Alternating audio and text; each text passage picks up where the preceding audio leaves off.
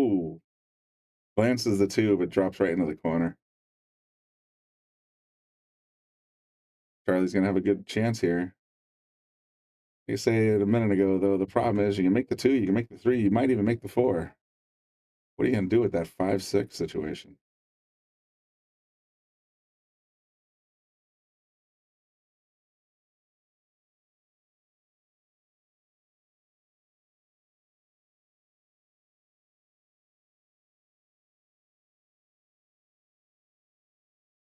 That's what you're gonna do with that 5-6 situation. Nicely played, Charlie. Busts out the 5-6, leaves it up by the four, so he can just sort of tap this four ball in and still get position on the five back to the other corner pocket.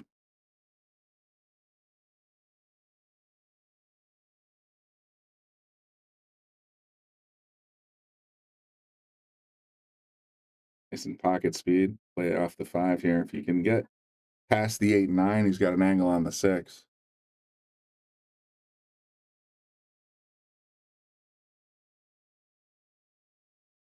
But if you can put a little English on it to keep the cue coming in this direction and stop it right around here, that's what he's looking for.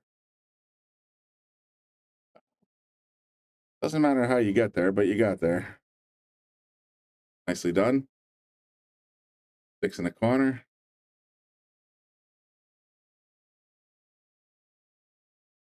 And get stuck on the 9. He's in good shape here for the 7 on the side, 8 on the other side, and 9 in the corner. Could be a done deal.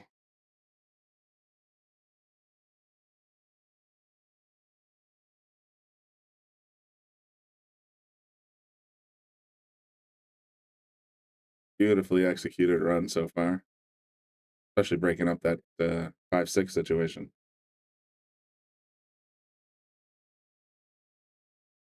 Top shot. Oh, he went forward. Interesting. Same difference.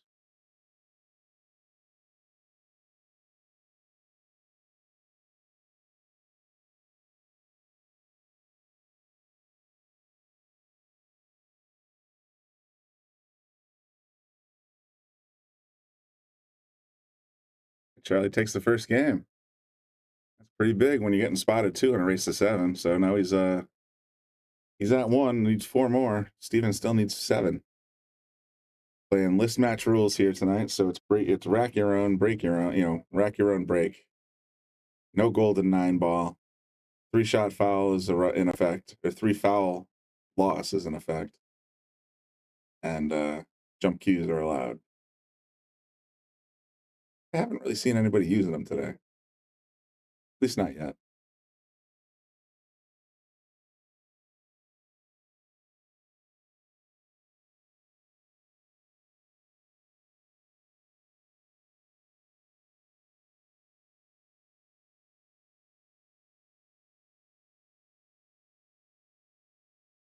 Well, let's give you the breaker's eye view.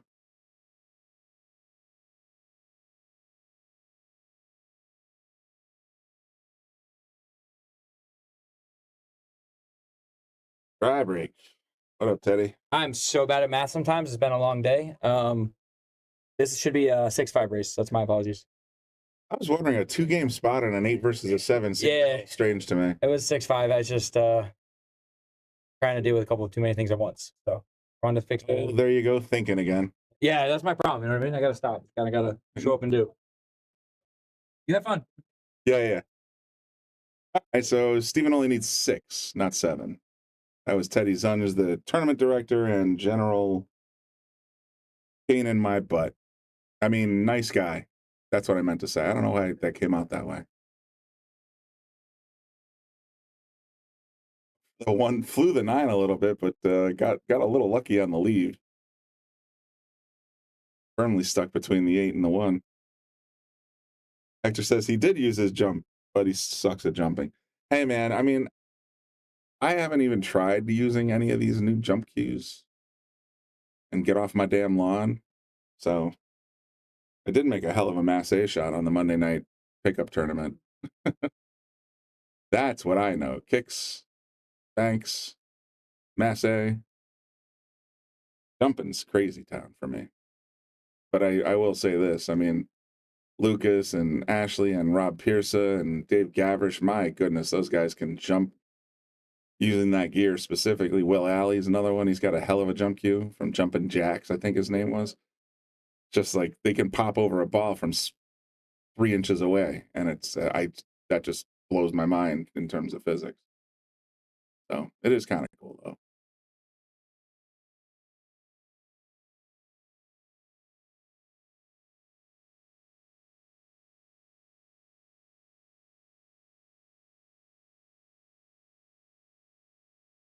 Sorry for yawning. Teddy woke me up earlier than I intended to wake up today. I had no idea there was even a tournament. So, but I'm always happy to do these kinds of things. It's fun to watch some of the friends and family and people that I know down here at Yale Billiards playing a nice local tournament. Great of Teddy to organize it today.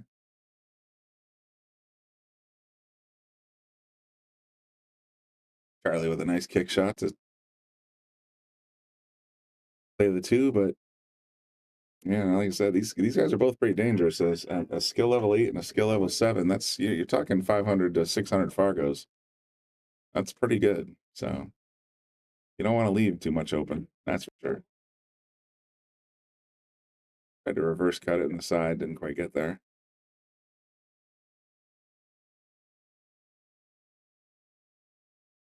I make Charlie happy because the only real problem ball that I see on the table right now is the 7.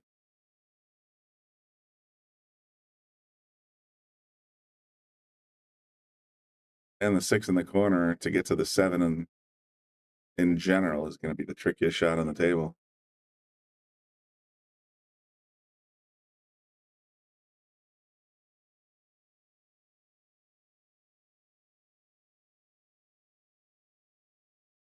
Clean shot on the 7 or 3.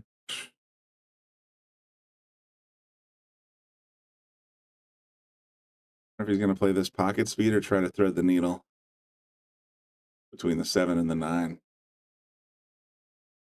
think he's wondering the same thing. Play at pocket speed, you risk the table getting you.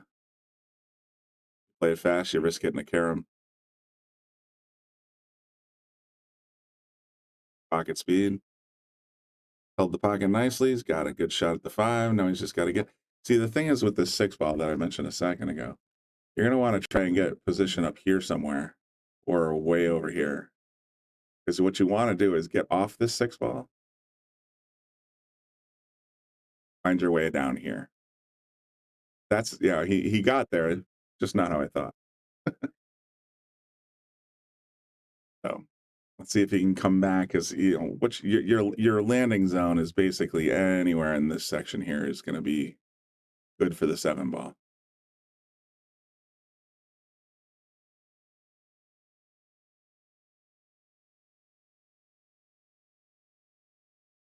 Look at that. Almost like I know what I'm talking about. Sweet. 7 on the side, 8 in the corner, 9 on the side. Strack's over.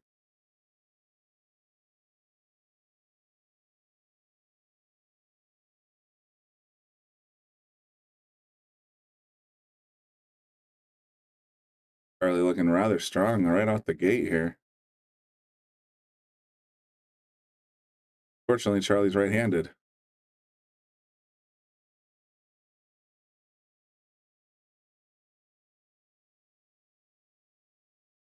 Left-handed player, I'd be able to reach across the long edge of the table. That is a right-handed player. You're gonna have to reach for that bridge. I'm not sure why Charlie put the bridge back. Going for an extension.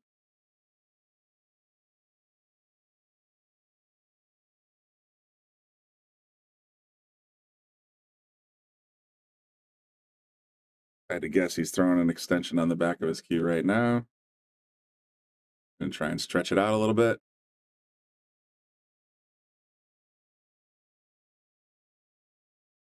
Oh yeah, he definitely added an extension. He can reach now.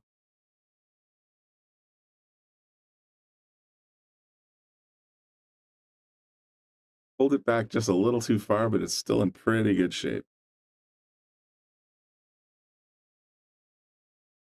Take the extension off. That messes your weight up. Got a 19-ounce cue. Now it's a 22-ounce cue.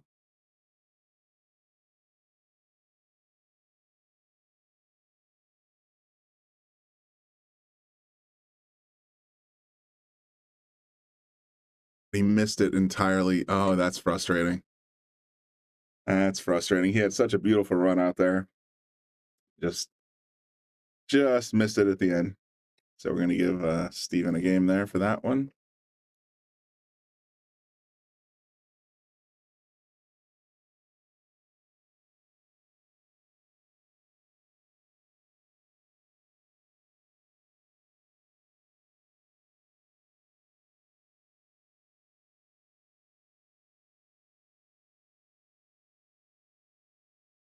McDermott Cue, one of our major sponsors and definitely a great partner. We have a lot of McDermott Cues that just came in this last weekend, I want to say, for sale. They're gorgeous cues. I've been playing with McDermott's my entire life, so can't say enough good things about them. And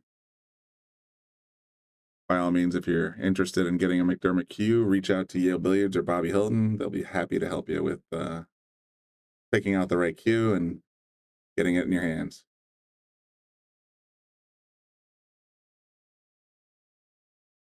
Dry break? Definitely. Dry break. All right, Charlie back at the table. Called the 9 in the corner.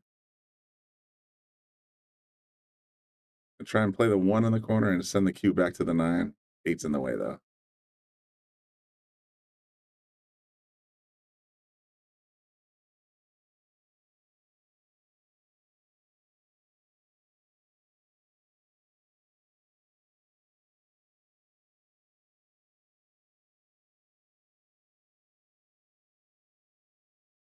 Nicely done.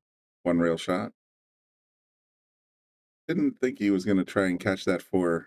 I think he didn't intend to catch that kiss on the 4 because now the cue's out of position.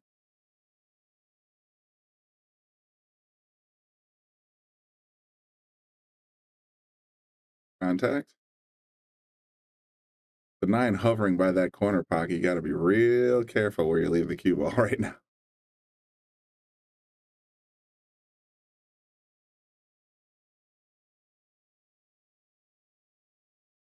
Bit wide.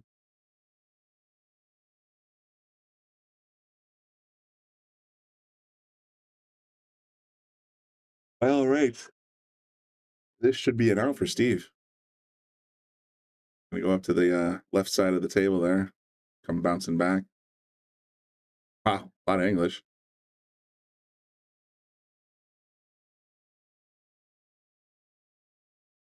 He's got a little bit of a trick because the cue's going to want to head right towards that 8 ball when you cut this 3 in the corner.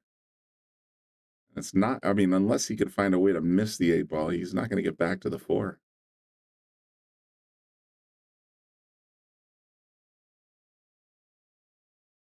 The cue's tangent is straight this way. Gonna make it tricky. He's gonna put some mad draw on it. Nope. Follow off the. Well, at least he got the 9 out of the way. One less thing to worry about, I suppose. But 6 balls on the tables. Charlie's been running pretty good.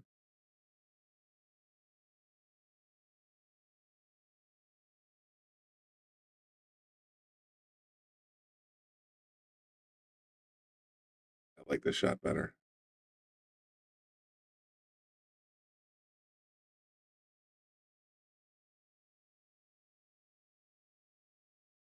This is going to be a touch shot because he got a little too much angle. Follow up to the. Yeah, he missed it.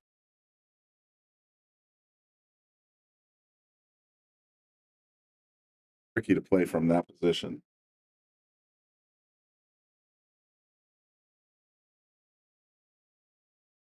Tell you what, if I'm Steve, I'm thinking the cue wants to go this way.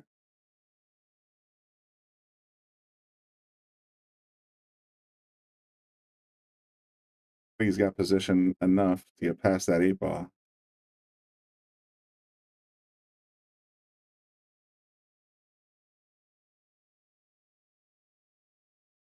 Keep on the 7, but not bad.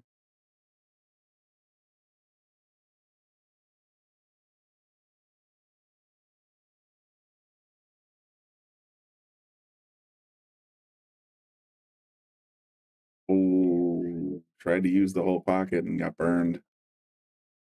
That's going to be a tough one. Don't stuck yourself on the 9. There you go.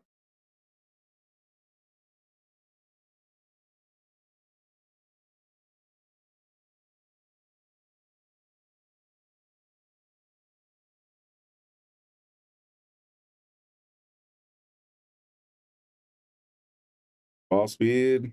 Should be a duck out. Charlie to go to game 2.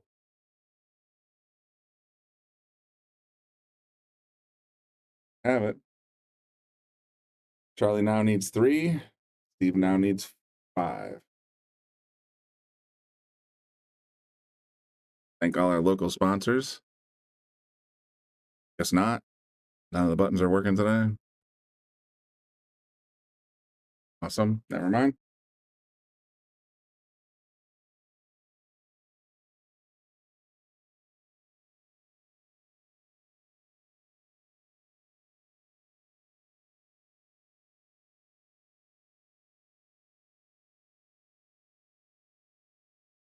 Eight ball goes straight in the corner like it should. 1 in the other corner. Interesting table setup here. He's left the cue in the middle-ish of the table, but next ball's the 2. Gonna try and play the 2 cross corner. Or play the 9 carom. I didn't see him indicate that it was a called 9 ball though, so I'm not sure.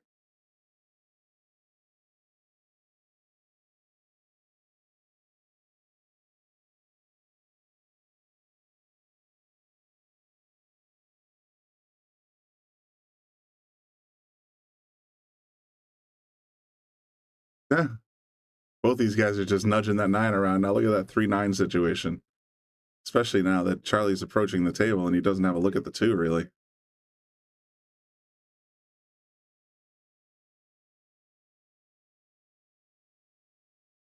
Joe / Sean.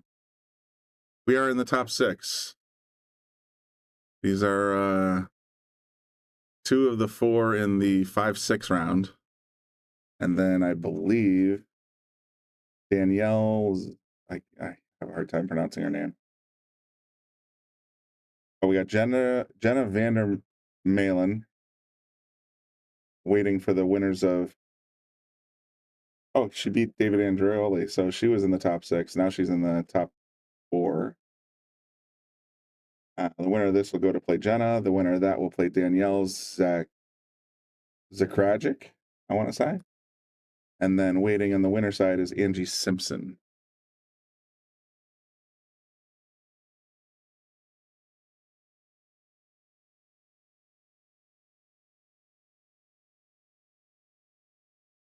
Three 9 combo. Boom, boom.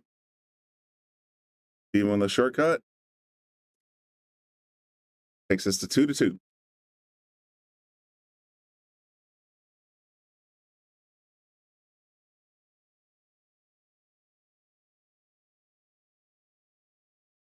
Oh, the ladies are dominating today. I mean, it's fun. I mean, I was watching. They got Jenna, Angie, Danielle.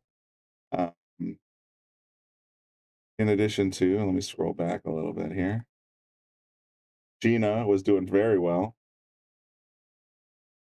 So it's, yeah, there's quite a few.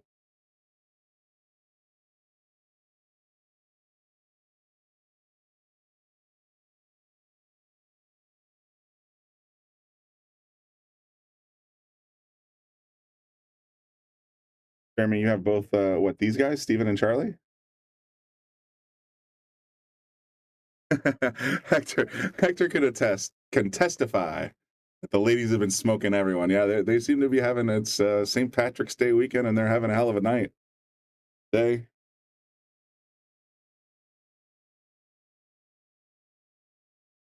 Good stuff.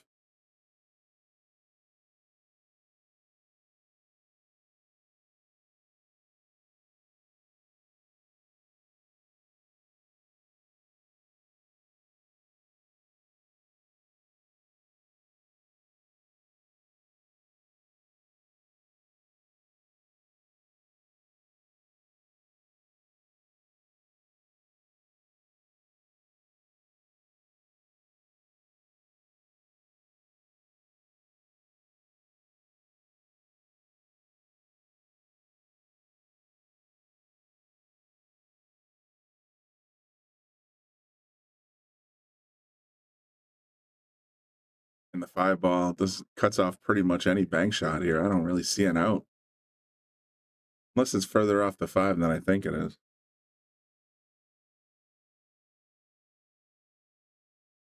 Into kiss, scratch. Oh, it held. It held.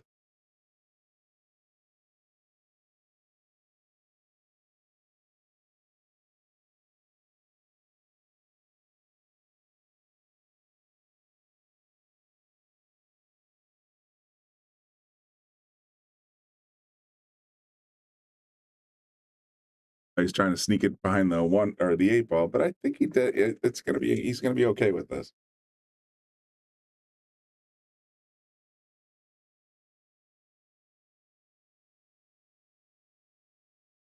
Probably with an uncharacteristic whiff. This ball in hand. He gonna play the 1-9, or is he gonna try and run out here?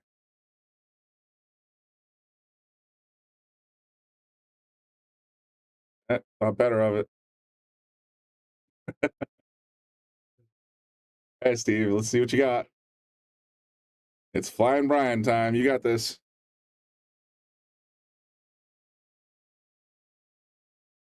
Drilled it, nailed the 7, and maybe the 4. And still up, though.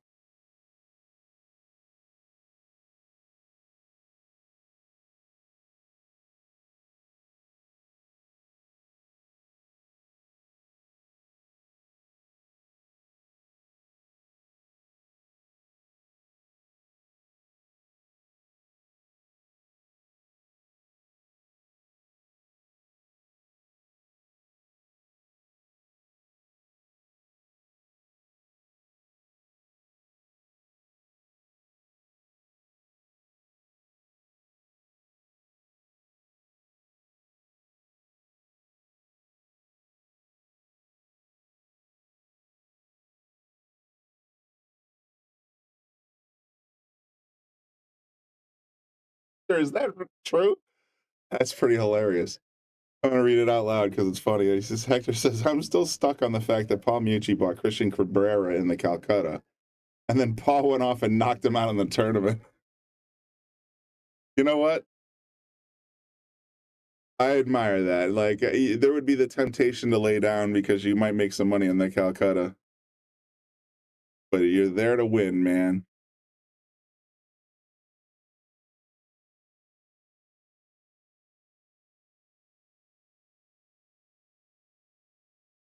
That is pretty funny, actually. I've been in that situation a couple of times where I've had to play someone I had in the Calcutta, and you do find yourself with that angel and that devil sitting on your shoulders. What do I do? Do I leave? Do I stay or do I go?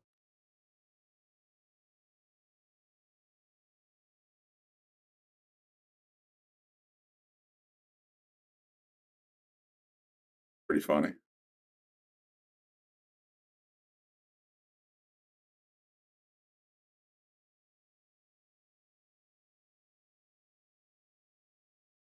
Let's say this is a pretty simple masse shot, and look at the result. Well done. Well, your ears must have been burning. I was just talking about players and jump cues, and your name came up, so.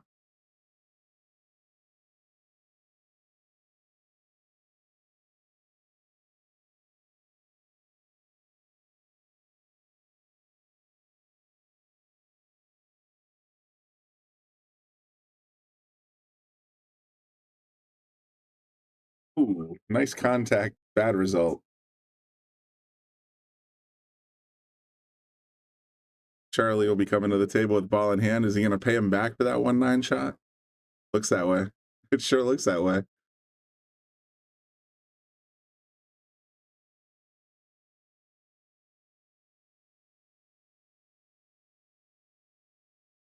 One's going to go anyway. Or is it? Nope.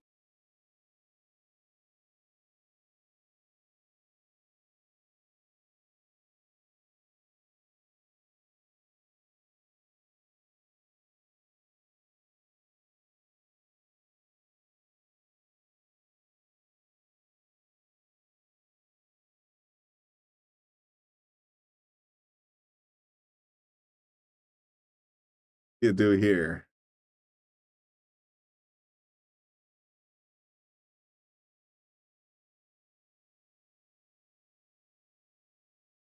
Certainly an option.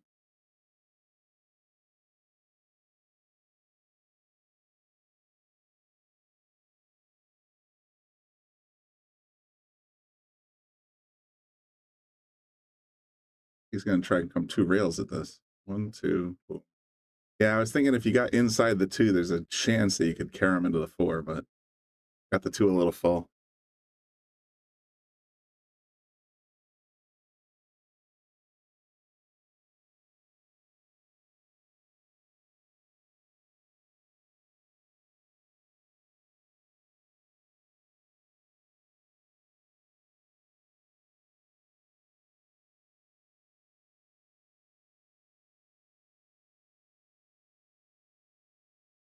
A piece of the 6. I thought that went by clean.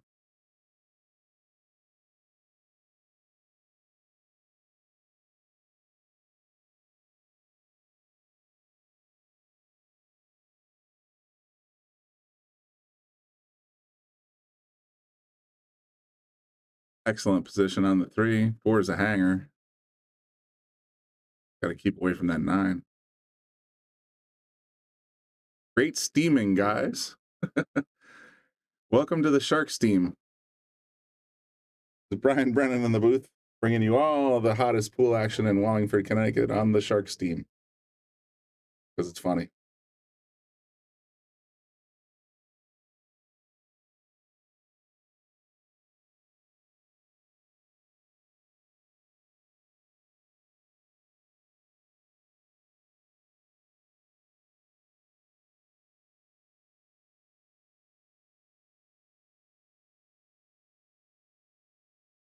Player, you can rob this event. I mean, he's obviously a strong player. He's a 7.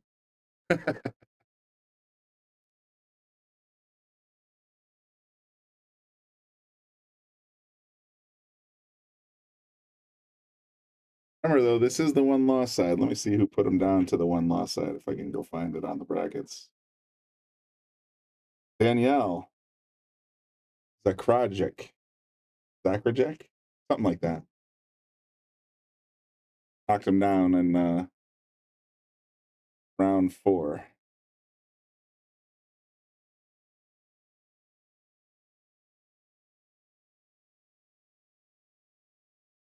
Charlie's about to make it 3-2. No comment or curse. It's in effect. All right, Charlie needs 2. Steven needs 1, 2, 3, 4. 4 to go. Gonna be tough to dig out of that hole, but it should be doable anyway.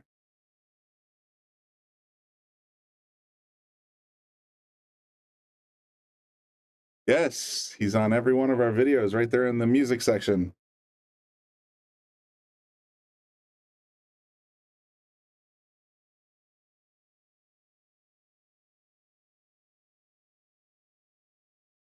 And yet somehow we still get drummed off of Facebook for commercial music violations, even though we built it in-house and that's the man right there that did it.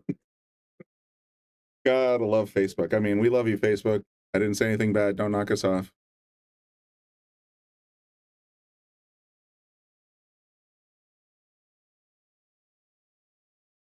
Got a little player break going on here.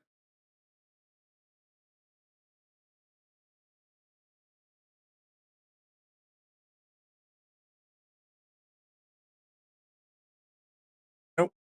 All right, getting ready to snap it. Watch a 3. Oh, didn't go.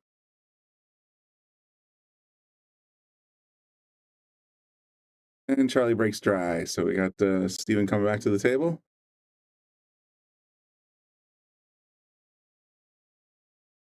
Will Alley says, somehow I missed this event.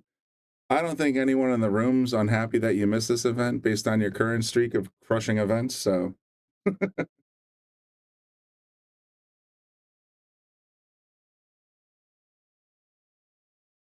was tough.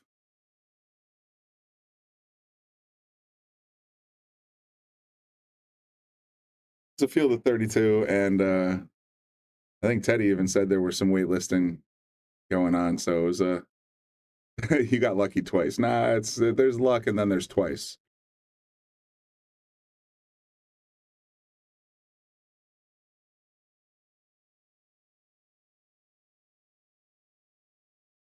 Lucky explains once. Lucky doesn't explain twice in 1 month. Maybe 6 weeks. I forget what it was.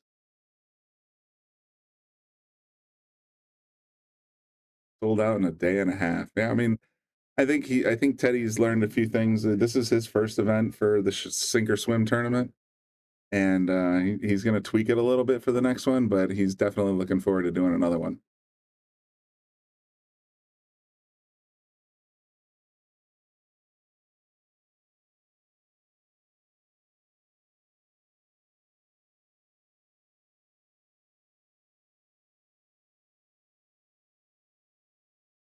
Tried to get some English to get it over towards the three and kind of slid it off.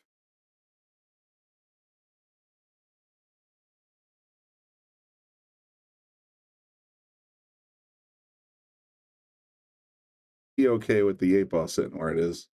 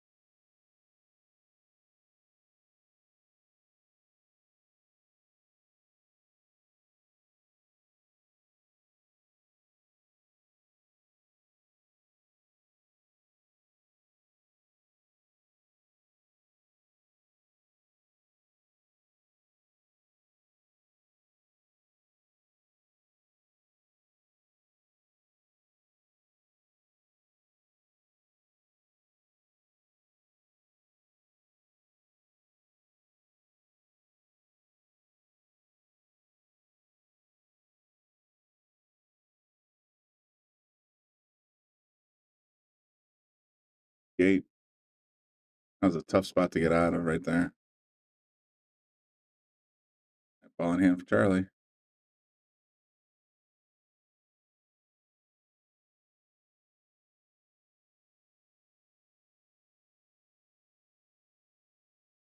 Sneak it up there again. Yep.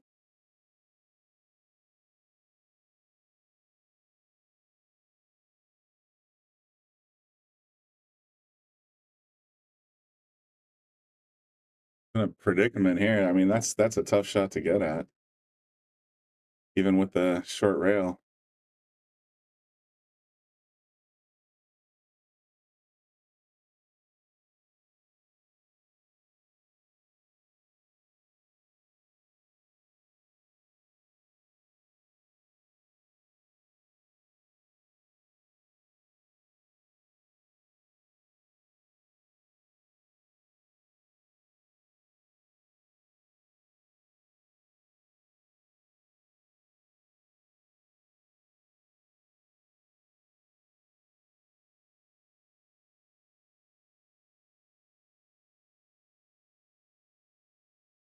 Coming back for the. It was a good try.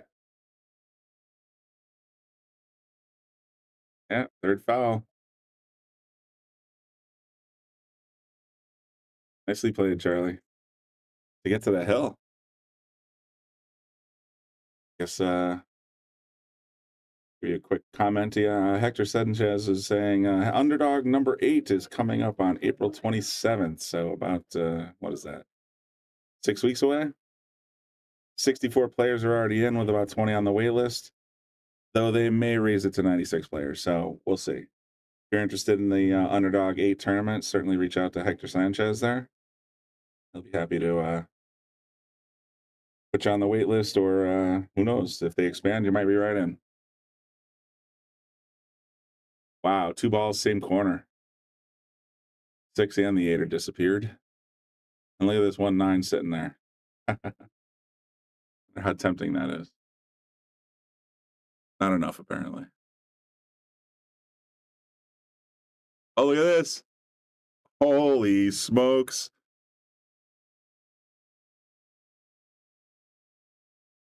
That was for the set right there. 1 ball, carom shot, straight into the corner. Like it had eyes. Great shot. So that was for set. The winner now, Charlie, will go on to play, I believe I said, Jenna.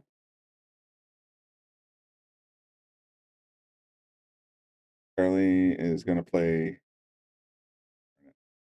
Page. Sorry. 1 second. Yeah, Charlie's going to be playing Jenna on table 4 right next. So let's go ahead and put Jenna's name in the red slot.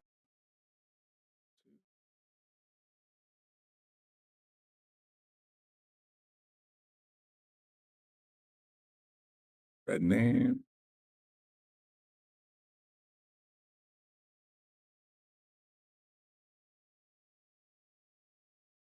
This is definitely a name I'm going to copy and paste because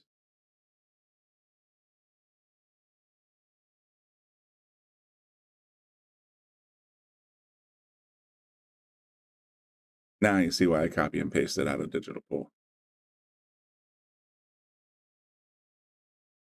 See what they got for a race.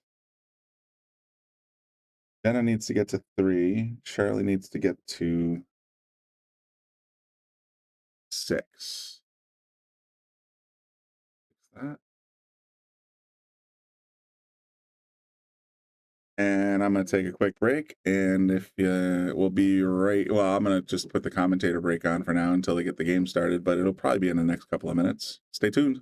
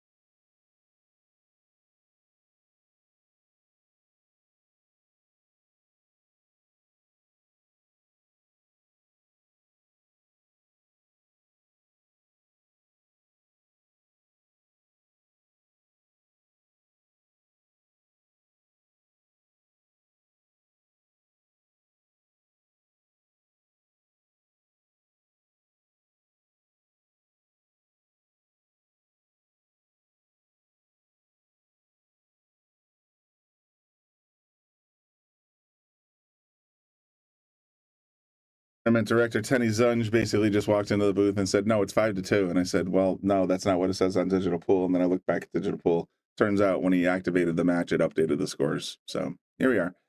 Jenna needs 2. Charlie needs 5. And they'll be getting started very soon, hopefully. Stay tuned.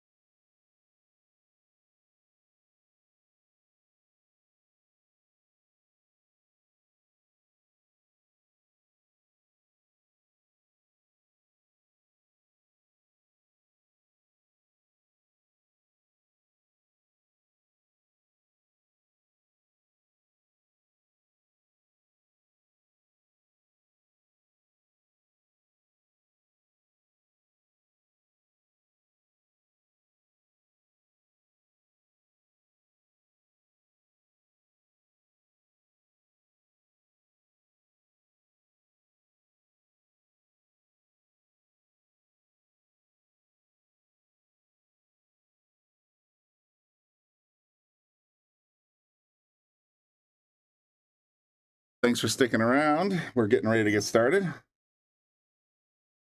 See Charlie at the table, Jenna. Big hugs. Let's do this. Off we go.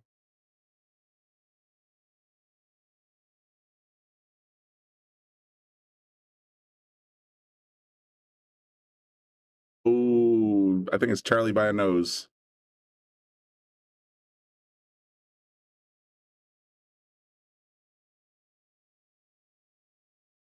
Tournament director Teddy's in the house.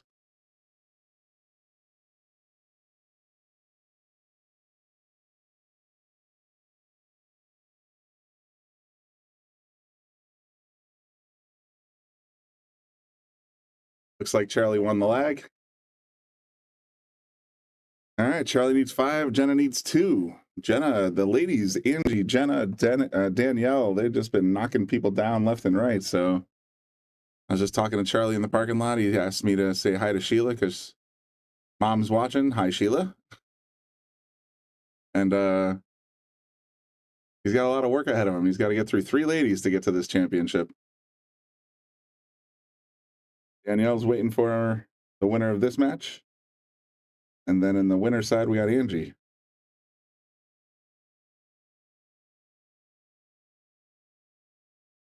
Pretty sure we're doing full double tonight, so he would have to beat Angie twice.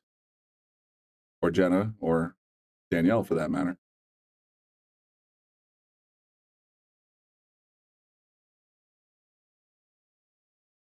That.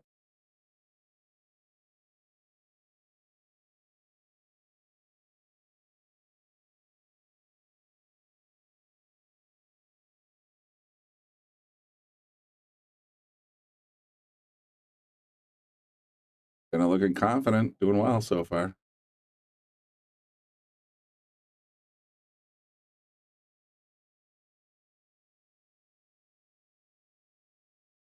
Ooh, just a little wide. Not going to hurt her, though, because that 9's just sitting right there blocking that 3.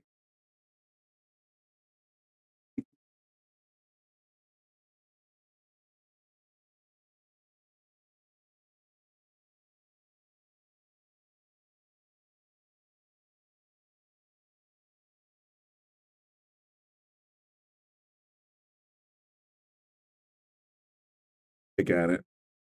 Looks a little steep to me. Yeah, that didn't look like the right angle.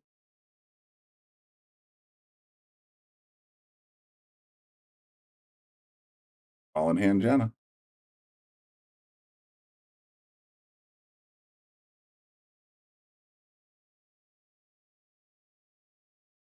Chris says Jenna has the advantage on this table. I mean, I'm curious, Hector. Why is that?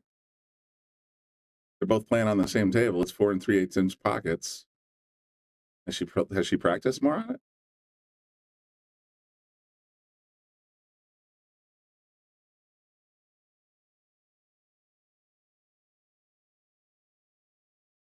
I want to 2-rail this to come backwards at the 4 ball, I think. Oh, she caught the 5 instead. Ball in hand, Charlie.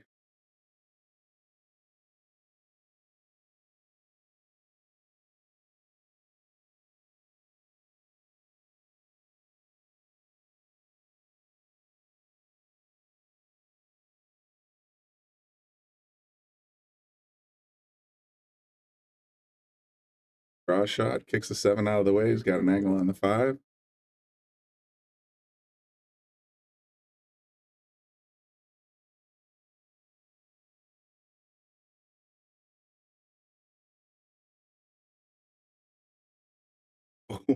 Played the 5 a little wide, unfortunately.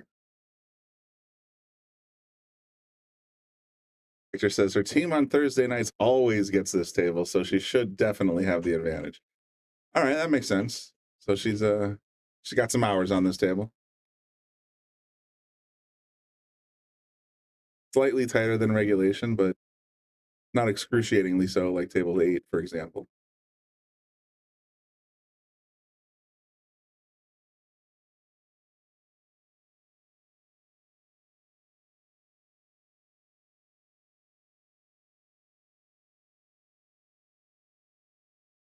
got a 3-game spot as well, so definitely the odds are stacked in her favor a little bit. See.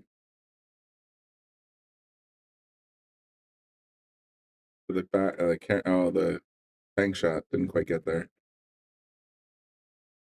Left a hanger. This isn't as easy to get position as people would think. Like what he's thinking. He's going to go left and go 3 rails to get to the 7.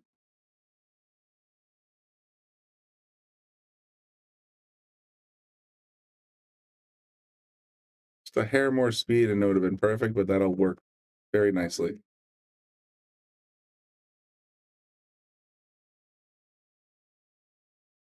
Because as soon as he gets past this 7, it's going to loop 3 rails around the 9, come straight back at the 8.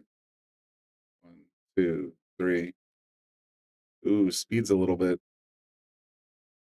Well, he lucked out a little bit there. I think he needed to knock that back about 10%, but it worked out.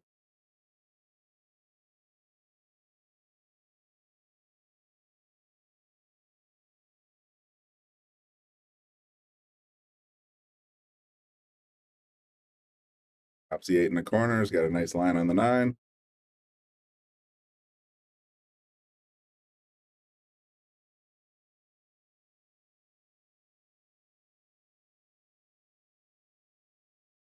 Is down.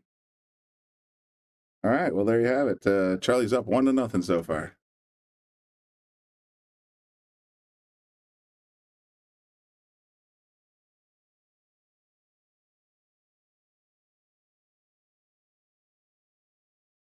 Those can't leave a 2 or 3 ball out when playing a lower handicap. That's for sure.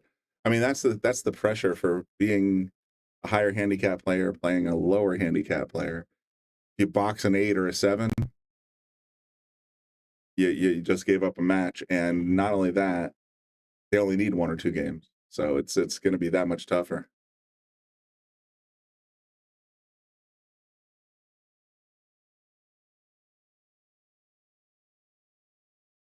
Charlie with a solid break, 1 in the corner. See the 2, but can't really have a. I mean, he's got a bank shot maybe.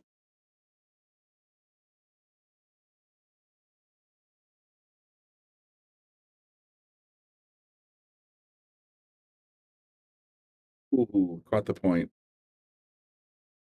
He'd hit that just a little bit slower, that would have dropped.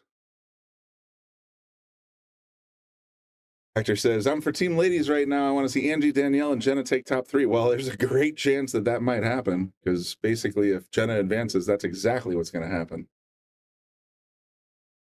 Jenna's got to take 2 games, though.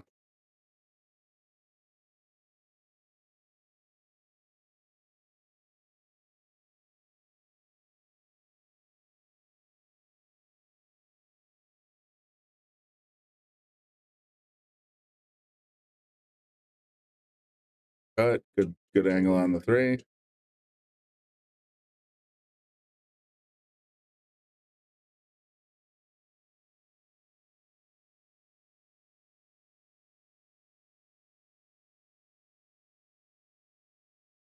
Draw for the 4. He's going to probably draw it back again for the 5.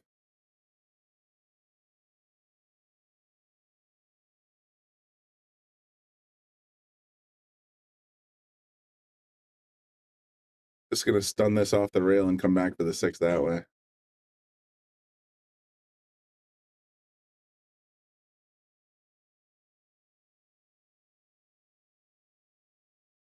Exactly what we did. Got a lot of straight on this. It's going to make it tougher to get on the 7. He might pull it straight back and come to the center of the table. Works. Where it gets tricky, because like I said, and Will points it out, any of these 3 balls you miss, Jenna's going to come and punish it for it. So you got to be real careful.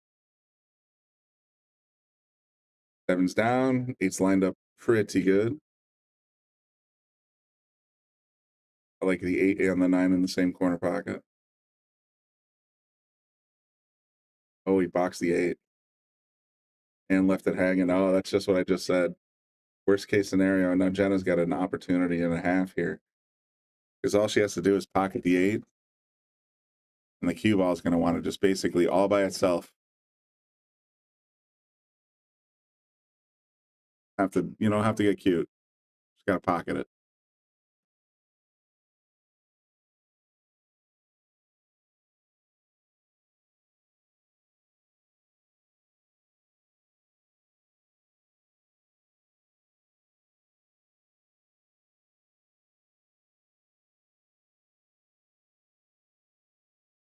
Little speedy, but it's still working. Very makeable shot. Balls on the side.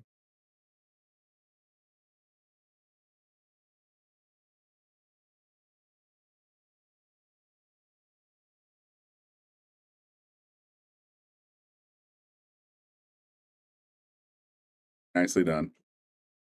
Jenna on the hill. Charlie getting worried. That was a tough miss on that 8.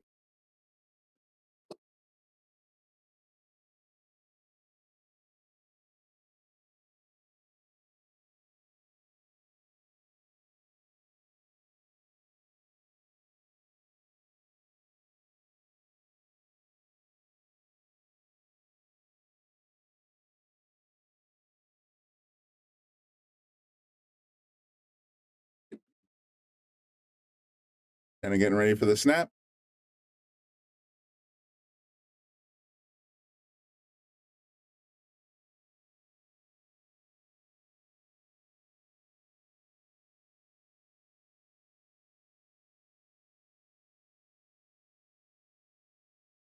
Came off the side of that rack. Didn't get all the energy into it, but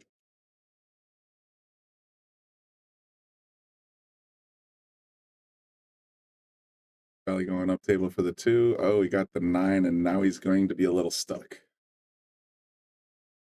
If I'm Charlie at this point, I start playing real defensive. Make Jenna work for it. There you go. Get back ball in hand. Do what you got to do. You can't give up another game. So just put her on defense. All right, Jenna, I'm going to come out there and talk to you about how you place the chalk back on the table. Face up. It's the only way to do it.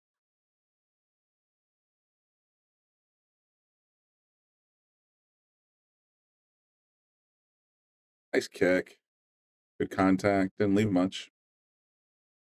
But I got a feeling Charlie's just going to feather it and go right up table with the cue, leave the 2 in the mess. Yep.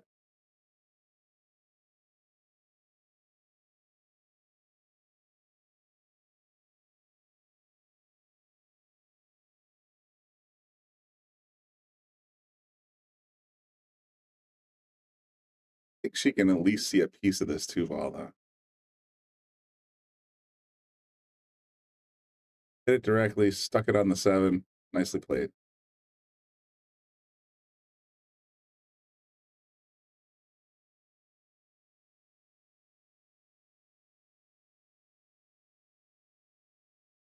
Charlie makes good contact, but Jenna's got a great shot at this 2 ball.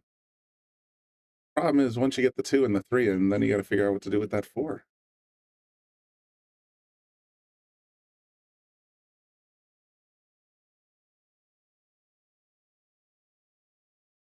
Frankly, I'm fascinated that Jenna's able to wear those green beads for the St. Patrick's Day, presumably parades and celebrations that are happening around the state. And they're rubbing on her cue while she's getting ready to hit like that. And it doesn't even affect her focus. She's not even thinking about them. That would drive me a little bonkers.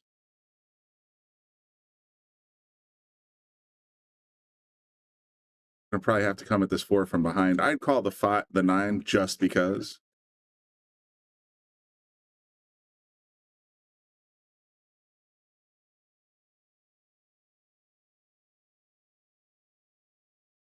Like if she can find a way to get the cue ball right here. She hit the 9 instead. That's too bad. I didn't think she could make it past the 9 there. But that was my thought anyway.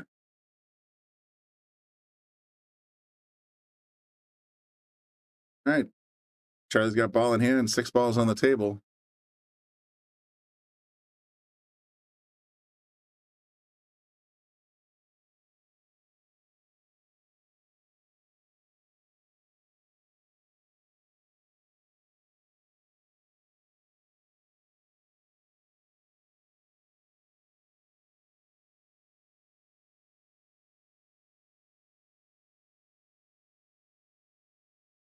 Ooh,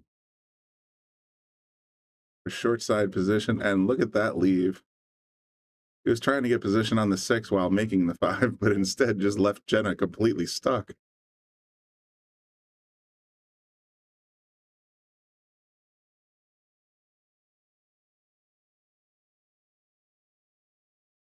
Speed, don't scratch. Ah, that was the... All right, so Jenna's on 2. This is Charlie's second ball in hand. Yeah, he did. He just told her she's on 2. Got a little bit of controversy earlier in the broadcast.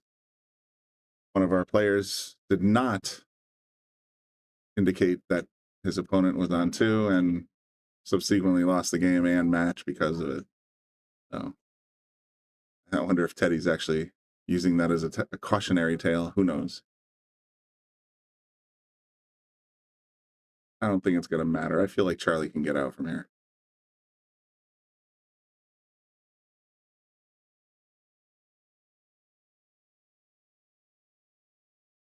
Like a little force follow here. Oh, a little too much force on the force follow. Now Jenna's got basically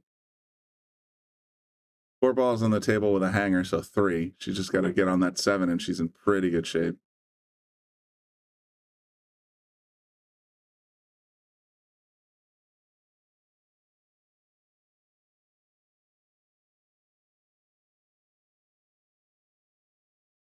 It's all about speed here. She might come out all right. I think she's got a side pocket shot if she wants it.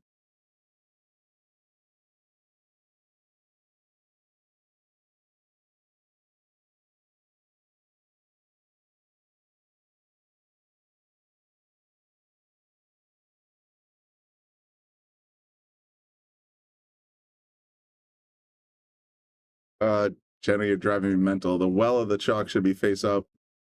Otherwise, dust gets all over the place.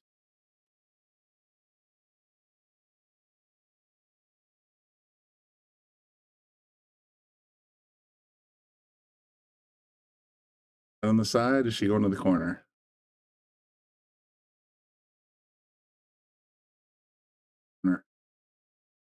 Just a little outside. It's going to roll into a decent spot, though. It's going to make Charlie think. Charlie doesn't want to miss with 3 balls left on the table, just like we talked about last rack. If I'm Charlie, I'm going full defense here. I'm not even bothering with the 7 cross side. Oh. Charlie says, turn it loose. Touch a draw. He's got the 9 ball.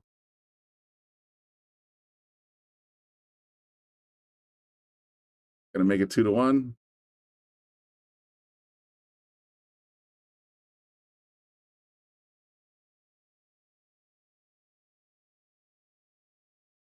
There it is. See this? That's how you leave a chalk on the rail. Never on its side and never face down. Just throwing that out there. All right, Charlie is up 2-1. Charlie needs 3. Jenna needs 1.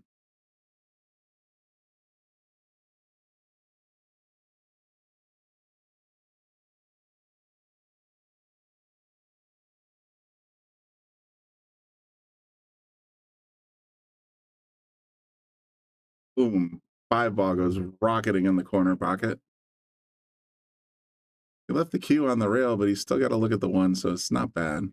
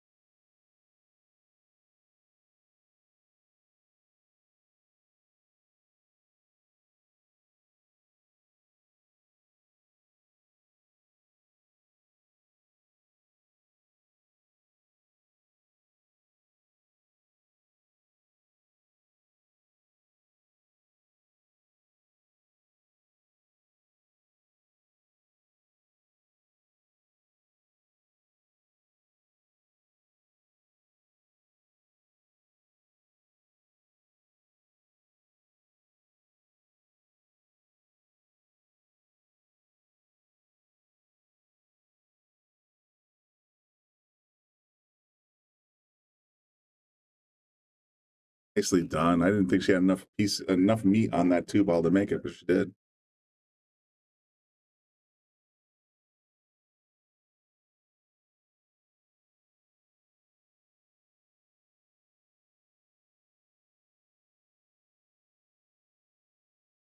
Seven's gonna go? Nope, not quite.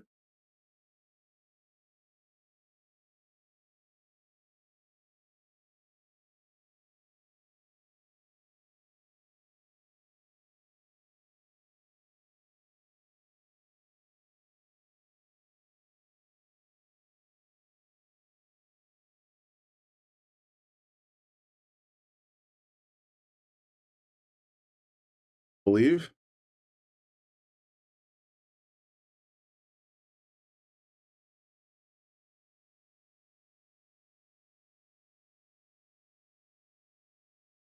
Look at that. I mean, the beads are just dragging across the cue. That's better. Good shot. Great shot.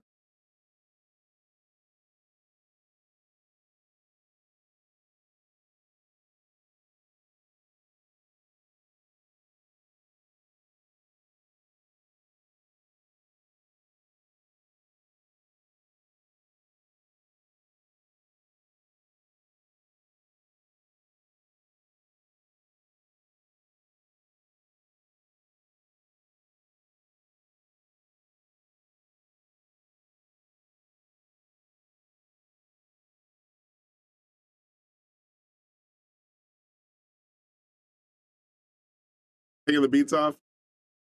Thank you, Jenna. Thank you. That was distracting me, and I'm not even in the table.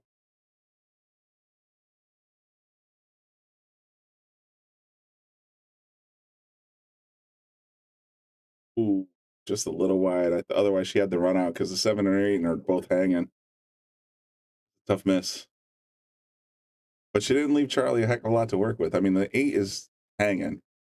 So if he wants to go for the 6 cross corner, it's very likely he'll make the 8 ball, but then where does 6 go? Pretty much anywhere. Unless he plays it really, really soft.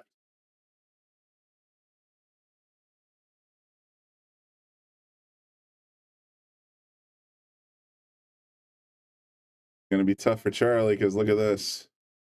Jenna's got a 6 straight in the corner, 7 straight in the side, 8 straight in the corner. Only thing she really has to, she put the beads back on.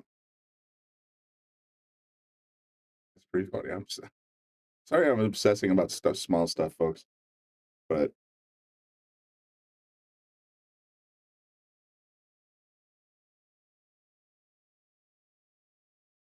yeah, just pop the 7 in, pop the 8 in.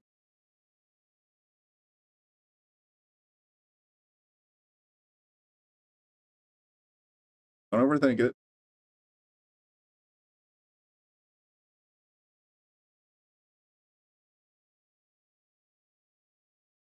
Ooh.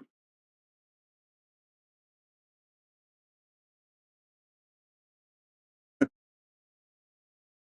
think I would have left myself a little more distance to get position here, but if it works for her, it works for her, right?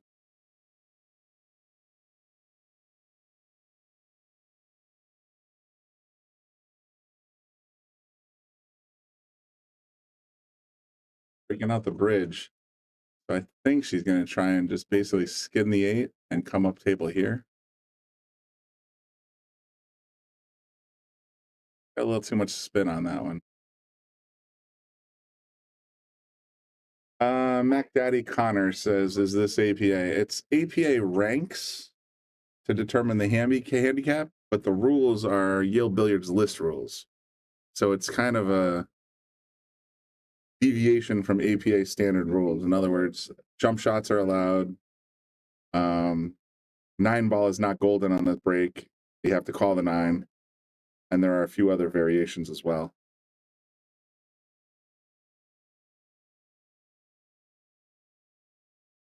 But the handicapping system used for it, and there, yeah, it basically is APA.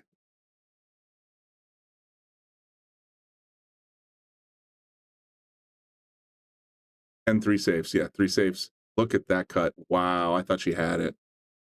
Don't scratch. Don't scratch. Oh, tough break.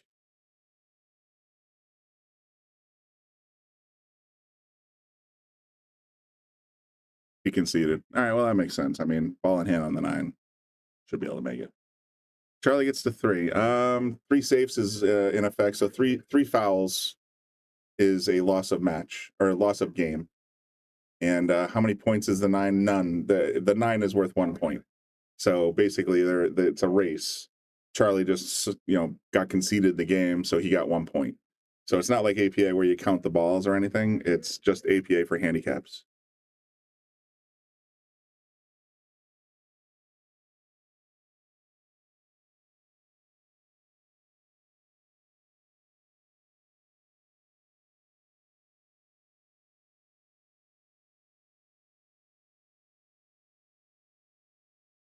Yeah, 1-8 nestled in there.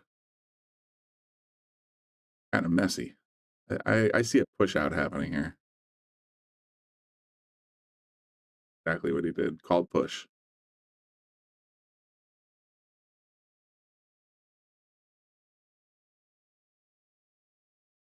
Jenna, as the incoming player, obviously has the option to give it back to Charlie, but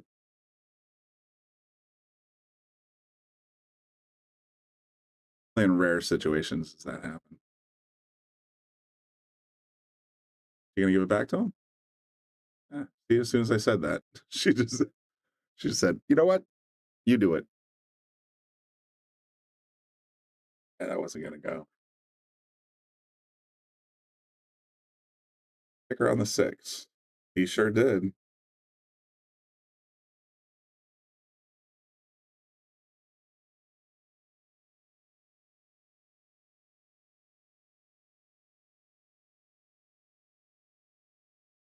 I start getting sleepy. It's because the door is closed. We have a party in the party room. Therefore, it's going to be 9 billion degrees in here again.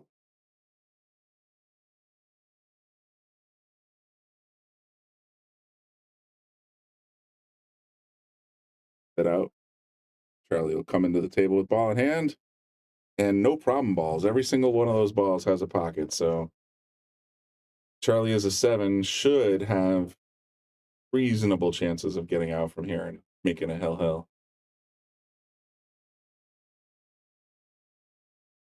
Push past the 3, stay away from the 8. There you go. Top shot on the 2, 3 on the side. Draw back about a ball and a half for the 4 in the corner. Actually, stop shot because you want an angle to get to the 6.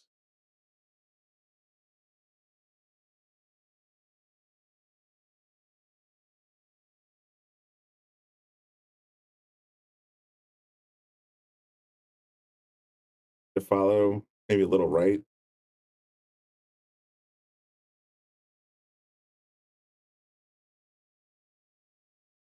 Draw right works too.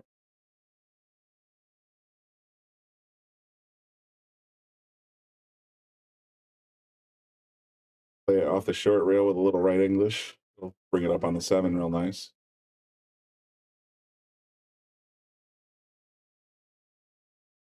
Got a little straight on the 7. He's going to be tempted to try and force it in the corner or cheat the pocket. It's going to get ugly. These are the danger balls when you're playing against a lower handicap.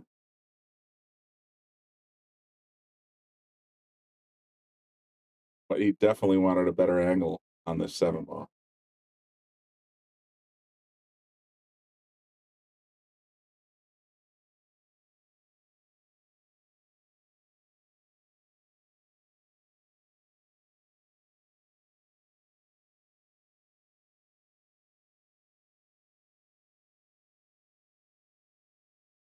Put a little stroke, but he didn't get. I think he's going to be okay. I think he wanted to put a little English on that to get it closer to the 8, but he's in good shape here. Got to pocket this 8. He thinned it. Oh man, I can tell he's probably frustrated.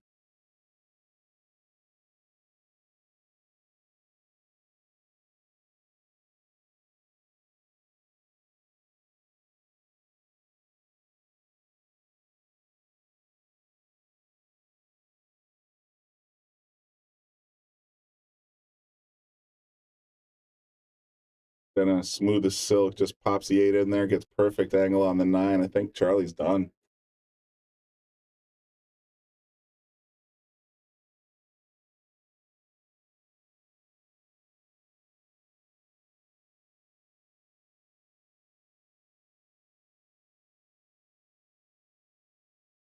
Oh, Hector, you got your wish. It's ladies' night. Jenna, Danielle, and Angie are the sole survivors in the top 3. Charlie just got popped.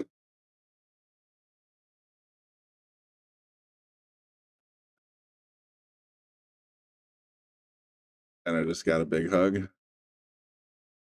My button's working tonight, damn it.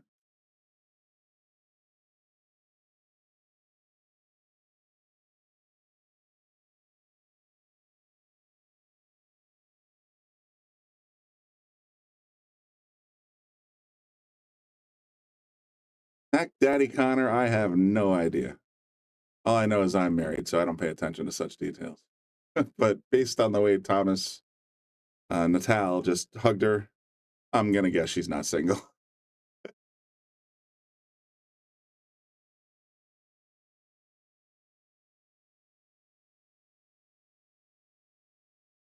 Coming up, what do we got? We got Jenna, the victor of that match, is going to be playing against Danielle Zakrajek.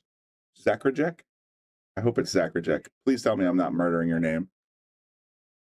Let's go ahead and put that in there.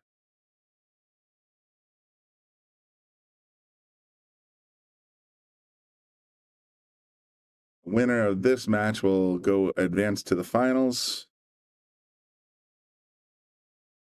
against Angie. Just had it on my screen.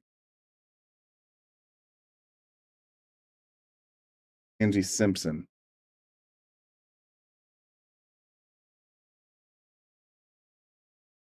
Okay. Jenna and Danielle are both 4s, so it's a race to 2.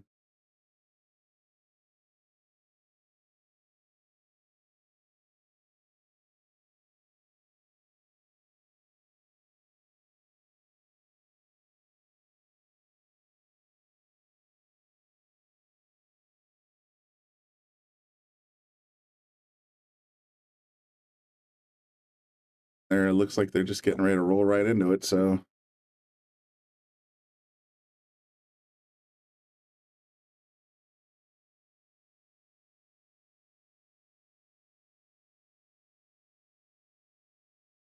Mac Daddy Connor, you are not wrong.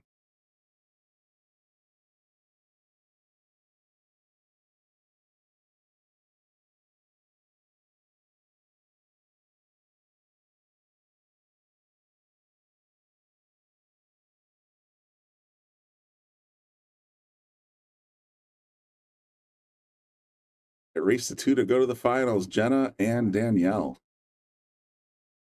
I think they faced each other once already. Look at the bracket.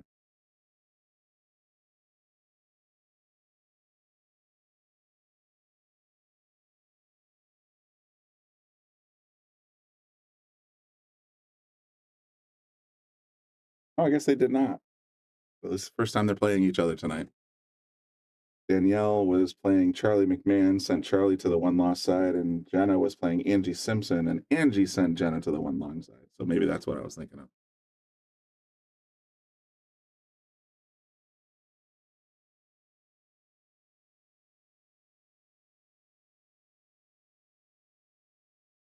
Wow.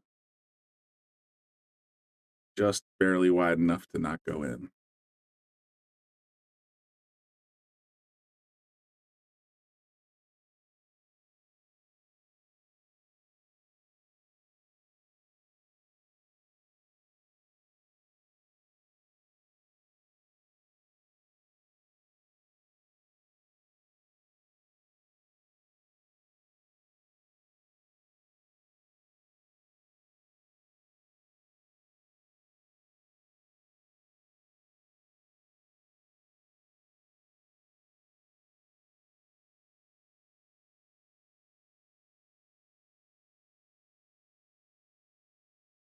Side, Wow, look at that. I mean, these are fours in APA, and they're shooting.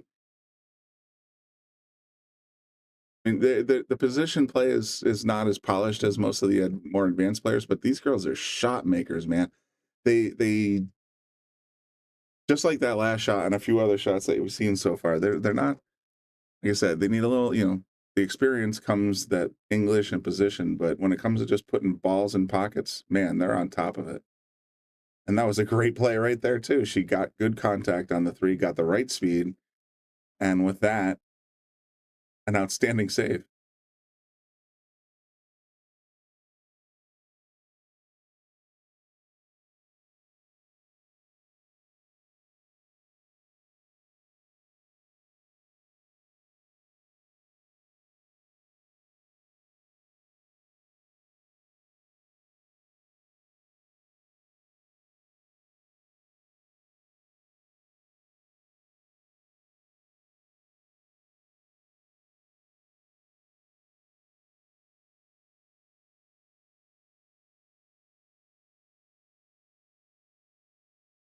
I think your only option here. No, she's going straight at the 9 ball. That's weird.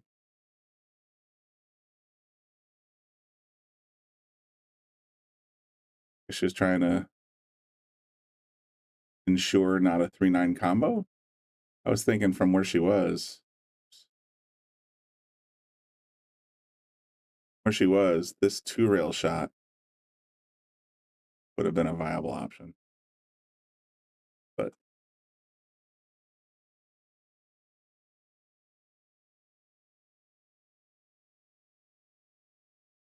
yeah, you don't want to. Yeah, Mac Daddy Connor. Thing is, yeah, you're absolutely right. You don't want to leave a 3-9 combo, especially if you think you're going to give up ball in hand.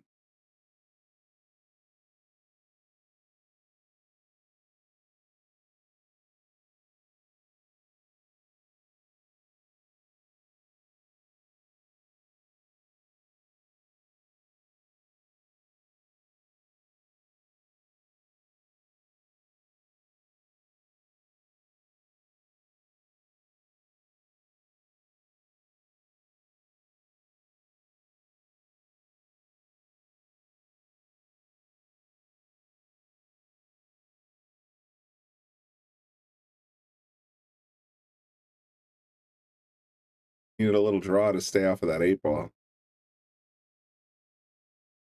It was a nice shot, but unfortunately, she needed a touch of draw to stay out of this trouble.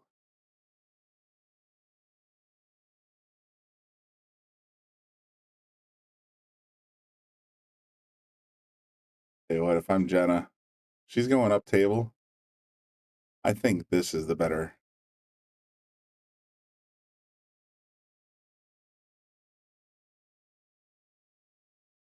Scratch gives ball in hand.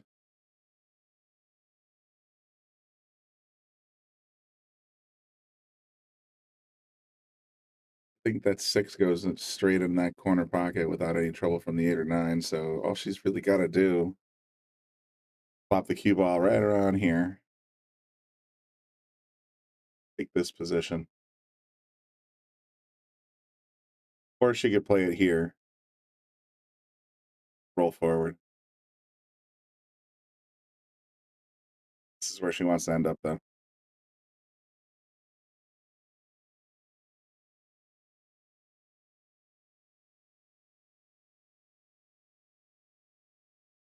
Thinking. Good thinking. She's got the 6.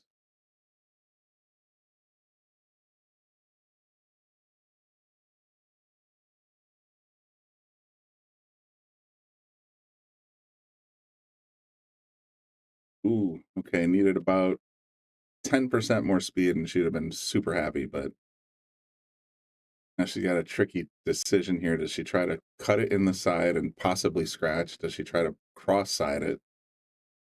I think the probabilities are you play it cross side and leave the cue on the short rail. If you miss, your opponent doesn't have much to work with.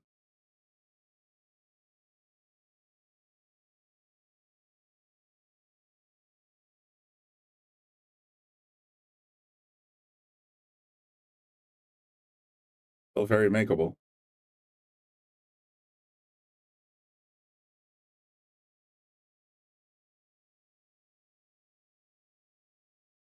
the end of the day, the cue is going to want to go this way.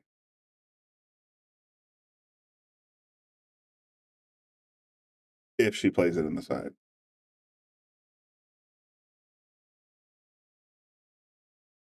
Raymond's wondering, yeah, the table is definitely 9 feet. These are all 9-foot gold crown tables.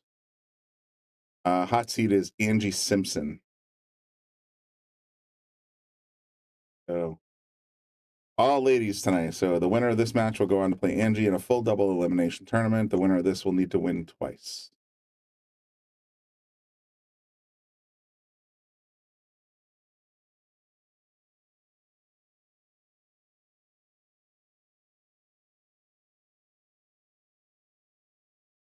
Jenna's in the tank. That makes me nervous. Just want to get up and smack it. You know what I mean? Don't overthink it. Just play it natural. At the right speed, you'll have position. I'm going to catch the rail and go short side. Look at that speed control. Oh my goodness, that was sick. I'm going to boom it.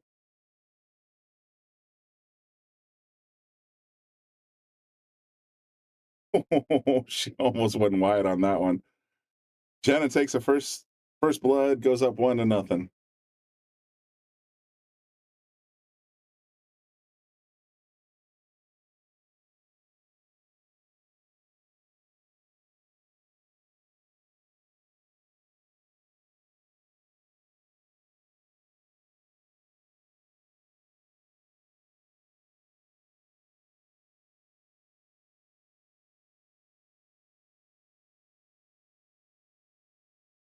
Jenna's ahead. She's on the hill. Danielle needs 2. Winner plays Angie Simpson in the finals.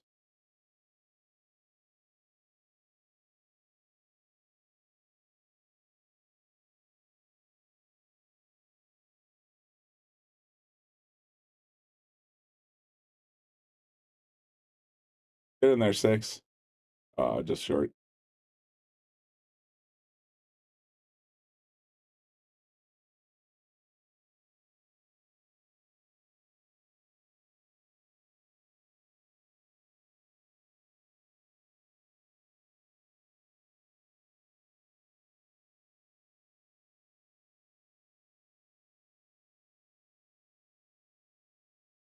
Choosing to play a push out. That's interesting.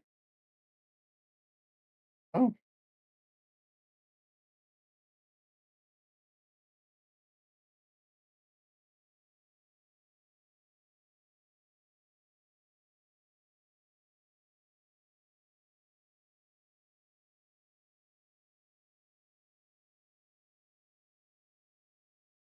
Gonna give it back. I think she gave it back. And so now this is Danielle's problem. Got to shoot over the 3 ball and get to the 1.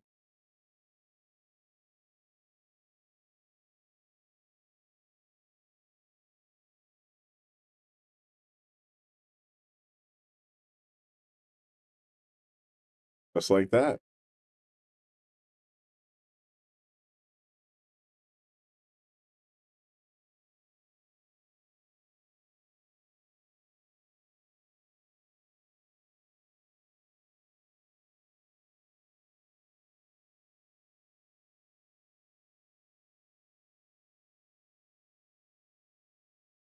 Thinking the 2 ball is in vision, but I don't think she can cut it. She can actually get enough of it to put it in the corner. Like she's looking to bank anyway. 5's bigger than I thought. Tough miss.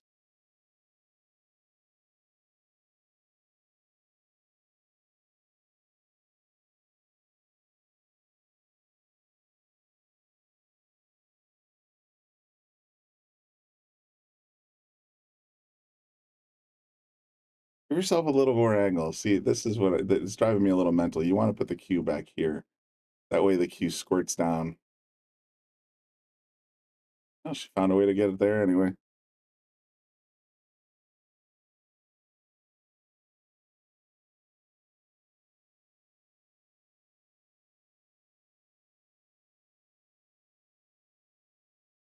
Oh, she missed a 6. Ouch.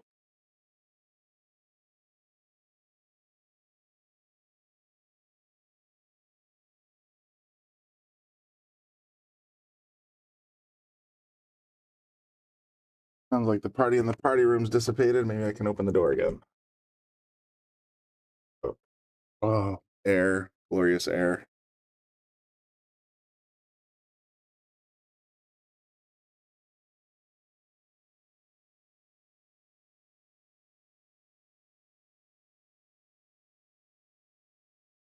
Four in the side yields pretty natural position depending on the ball speed.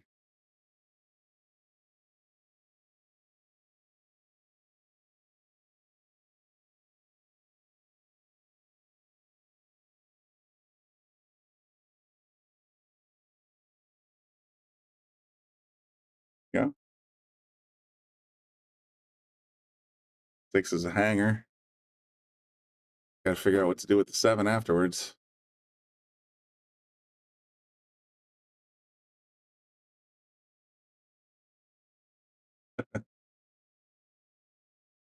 Up, Dylan.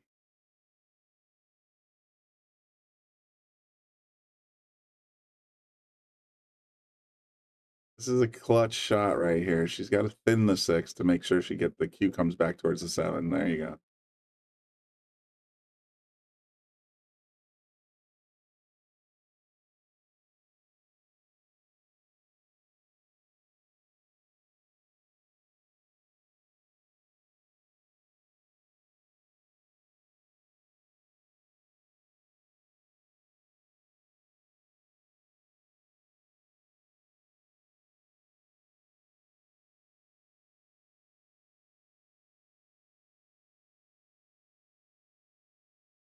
Just inside the 7 ball and got a little wide.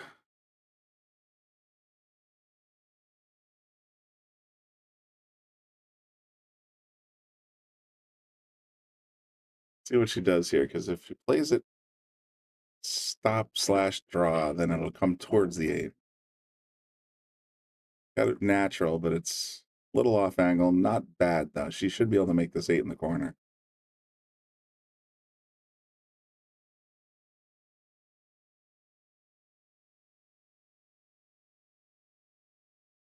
Die in the side pocket. I don't know. I don't like this cut shot. I think I'd be more comfortable putting the 8 in the corner.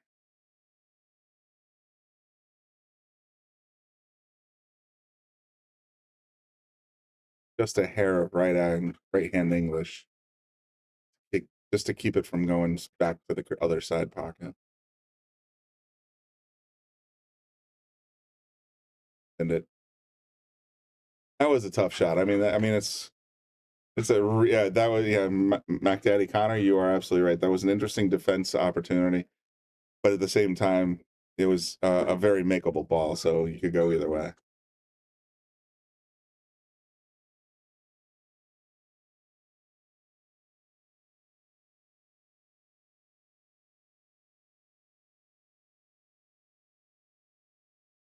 It looks like Jenna's going to take this one down if she can make this 9 ball. Why is this PTZ being a pain in the...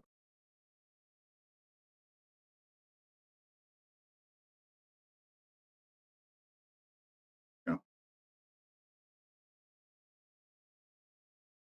Jenna advances to the finals. Congratulations, Jenna.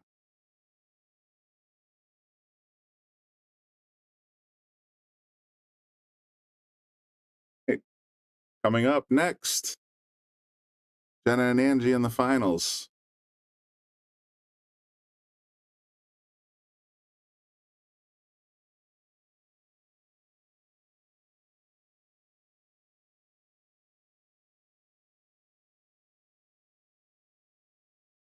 Javier Feliciano, it's nothing that we've put in place. I watch it on my TV at home all the time. So if you can't cast it on your TV, then that's a you thing, not an us thing. We definitely don't put any restrictions on Chromecast, AirPlay, etc.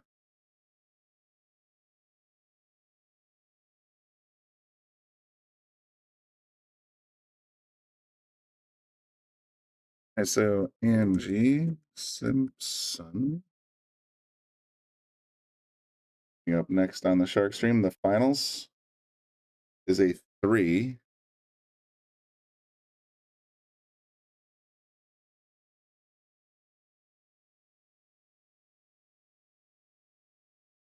And the race will be Jenna has to get 3, and Angie has to get 2.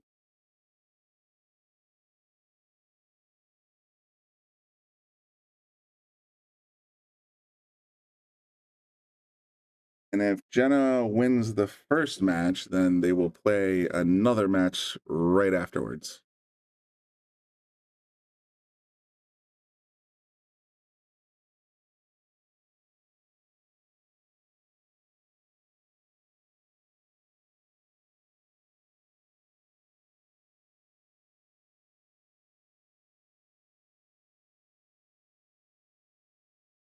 As soon as the ladies are ready, we will get underway.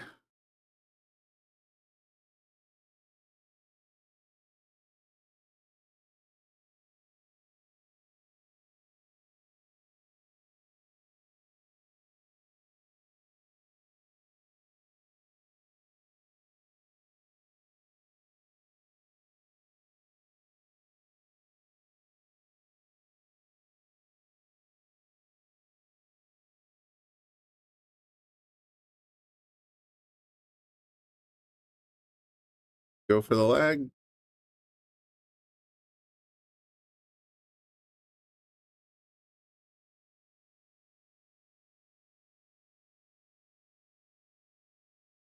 Look at that. Looks like Angie by a nose. I know I used that last time, but Angie, like I said, needs 2 games to win this final and go home a champion. Jenna needs 3 to force a double elimination. I'll tell you what, looking at the way Jenna was playing last set, woof. Gonna be a tough match.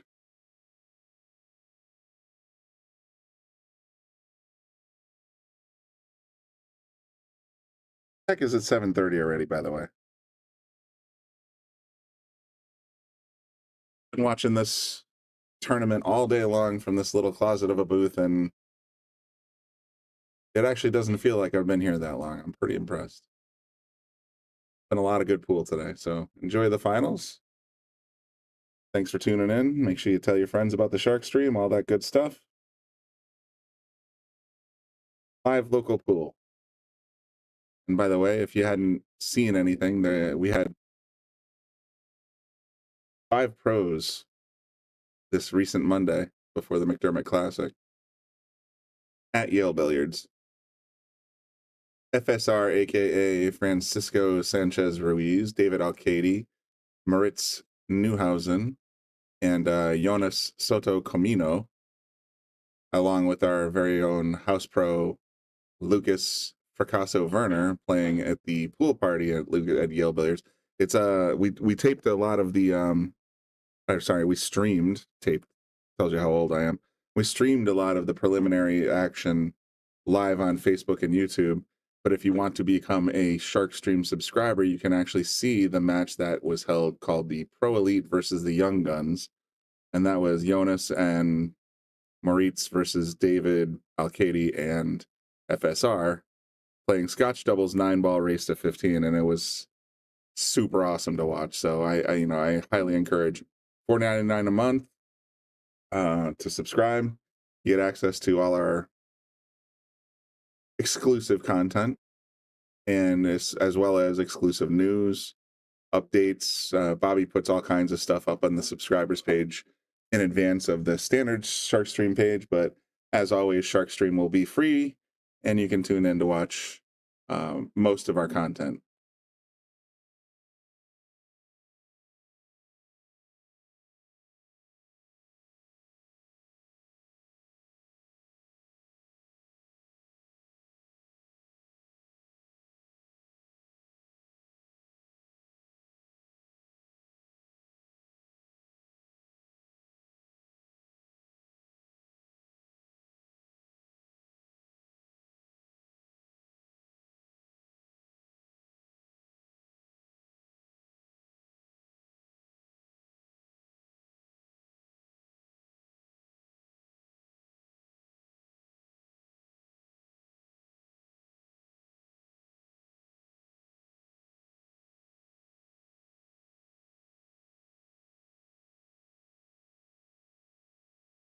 Heck of a shot.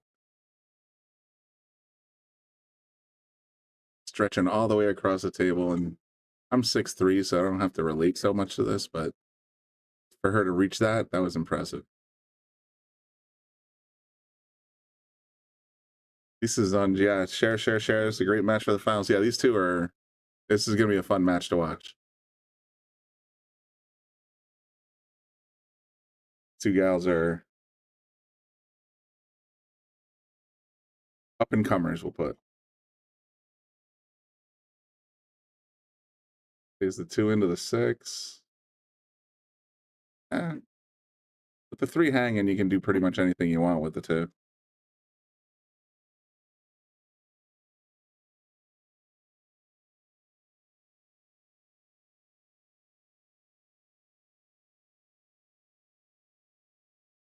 Act Daddy Connor says, I feel like I would be playing defense till that 8 ball is free. I was thinking the same thing. But between that 7-8, basically none of the other balls on the table matter until you figure out what to do about that 7-8 situation. You can bang them around, you can leave your opponent shots, it's all good. Doesn't matter. 7-8's a hot mess.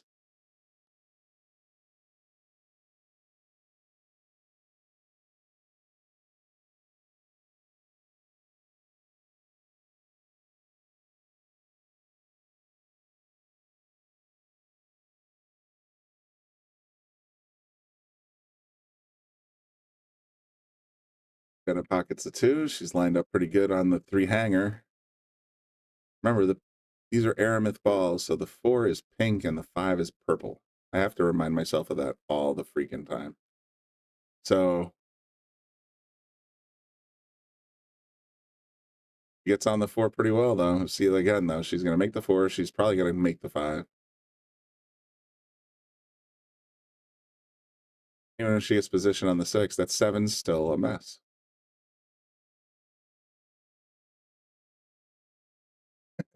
Yeah, these are the Aramith Blacks. I forget what they call them. There's a specific name, but I can't remember off the top of my head.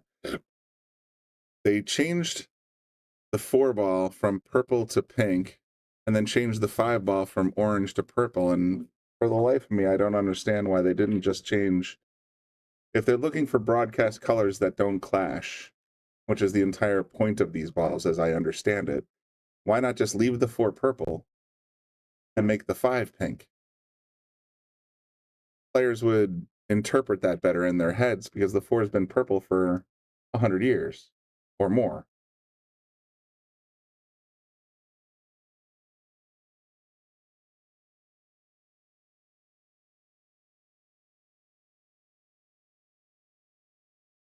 But that's neither here nor there. Aramith is one of our sponsors, and we love them, of course.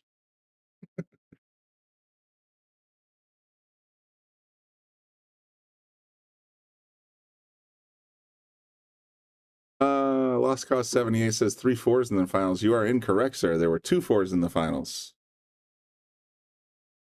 The final 3, anyway. Angie is a 3. Yeah, that's, I mean, I think Mac Daddy's saying, I have no idea why the balls would be different colors, but that makes a bunch of sense. Yeah, I think what's happening in the pool broadcast community, especially with Matchroom and a couple others, they're switching from tournament blue, which is the standard color pretty much for most pool tables since they've switched from green to blue.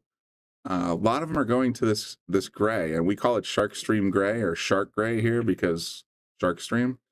But Matchroom does, Matchroom Gray. There's a lot of them are changing to this gray, and they're also changing to these high contrast balls, so it's easier to see on streaming services and on broadcast TV which ball is which. Some people said that the 5 and 7 look too similar, orange and brown. Okay.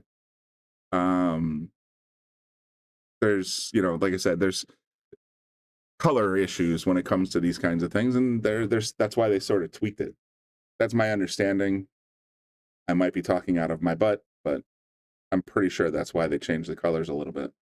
But if you're going to change the colors, why stay with a purple ball and just move it to the 5? I don't understand that. That makes no sense. And I'll get off of my soapbox.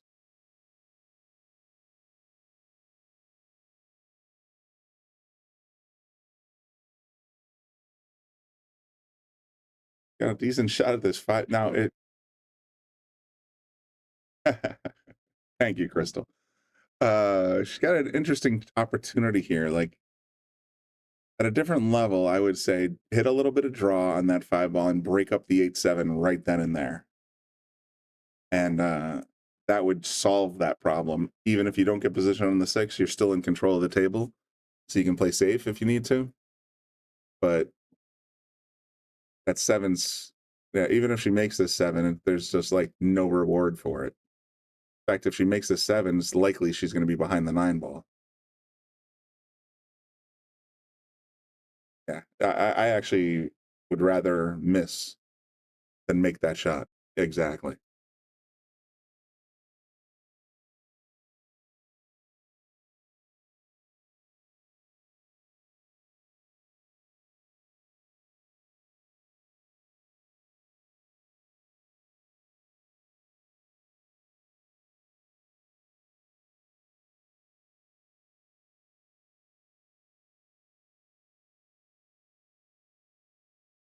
You know what? That was a pretty good defense play. Just double tap it right against the rail. Nothing wrong with that. Andy says, from what I heard, they admitted they made a mistake with the set of balls. I read that somewhere too, that they said, why would we keep a purple ball and move it? Because there's been a number of times that people have seen on like WPT, Matchroom Pool, WPA events where players have shot the wrong ball because they thought the 4 was purple. So hopefully, I mean, if they can change it once, they can change it twice, right?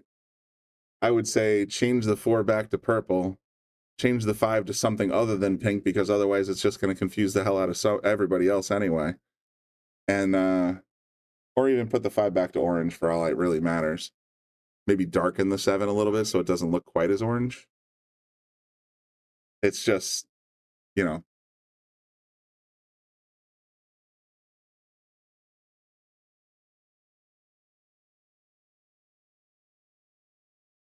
Nice bank shot. Wow.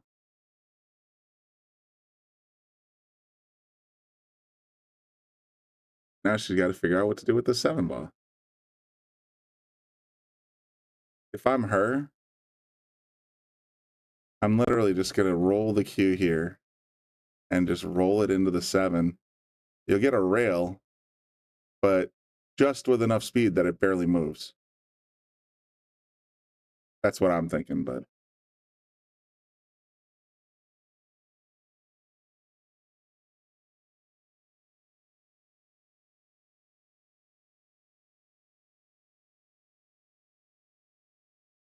if she feathers a 7, she risks scratching.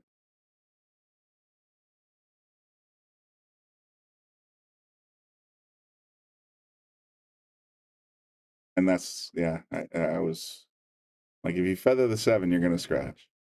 Now you got ball in hand with 3 on the table, and Jenna's been shooting very well tonight. So she's extremely capable of running out here. I would say start with the cue ball over here. Play it in the corner and push it this way.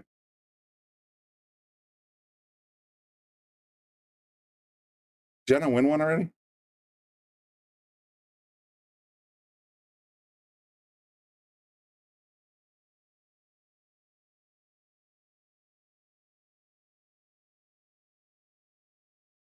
Still showing 0-0 in digital pool, and I thought this was the first game.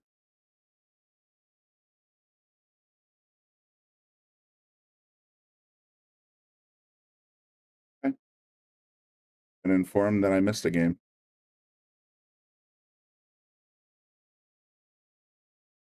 Did you win the first one and I didn't put it up?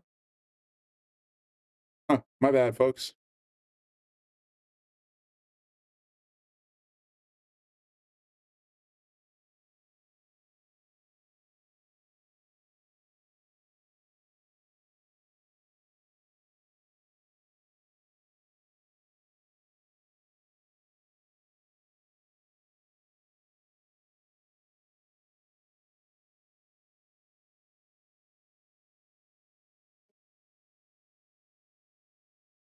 Lisa. I'll admit that's true.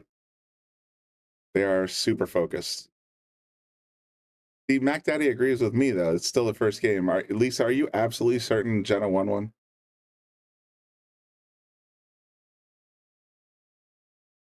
You know she's got one now.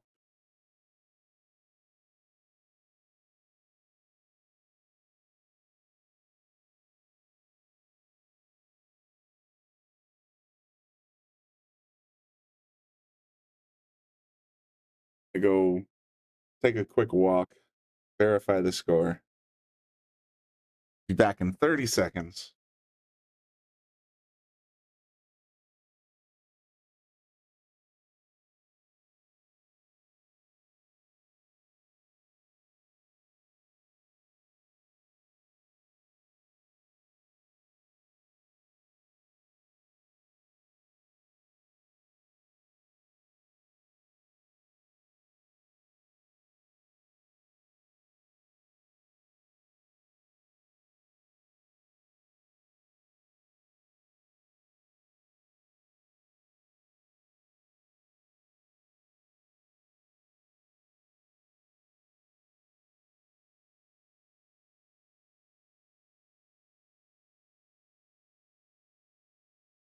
All right, we have confirmation that I was right.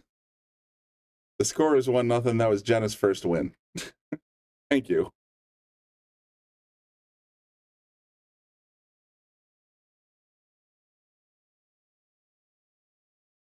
Now I have to block Lisa Zunge from the chat room.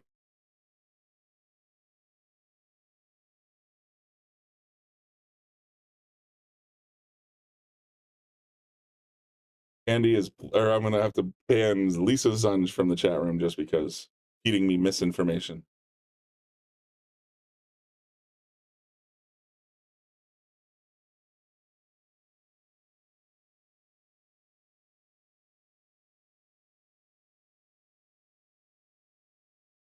Too funny.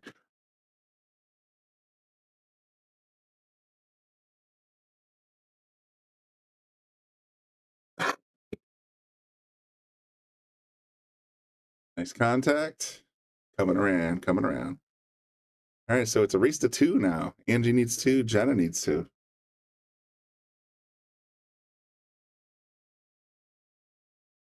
And Teddy just updated the digital pool bracket saying it's 1-1. I heard 1-0 when I was out there. Teddy.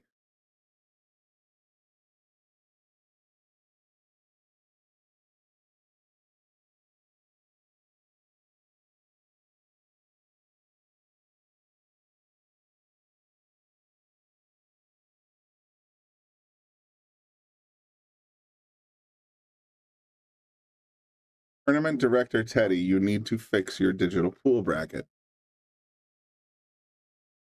Nice ball.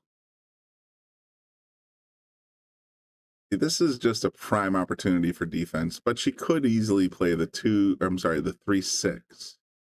Problem is, then the 3 is going to want to wander up table. And you got no shot on the 3, so I would play defense here.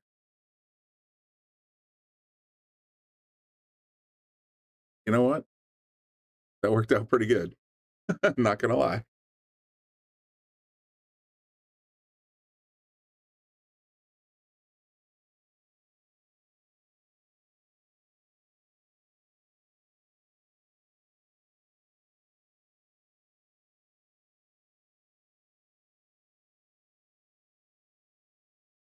Clean shot on that one. She's got the 4 next.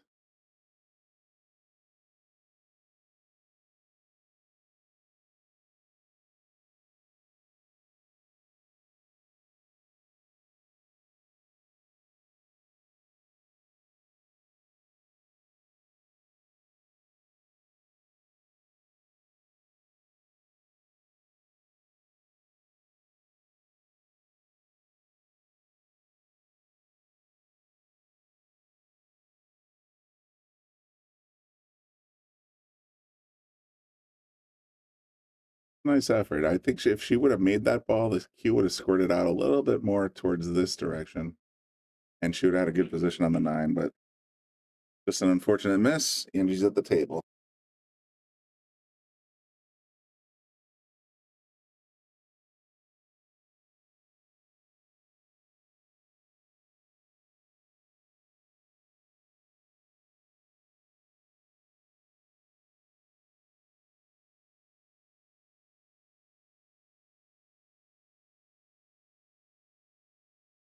Kind of stuck herself on the 7 a little bit here. It's makeable, but boy, do you have to have an eagle eye to catch this 7 correctly.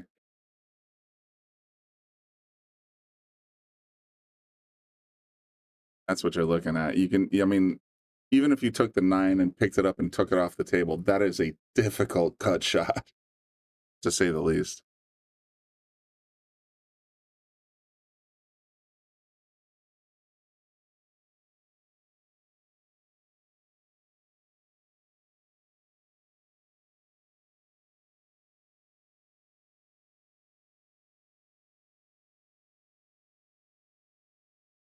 Hit it pretty full.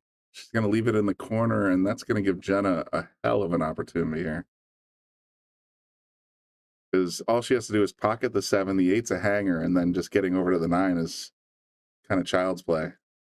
So Jenna could absolutely run out here.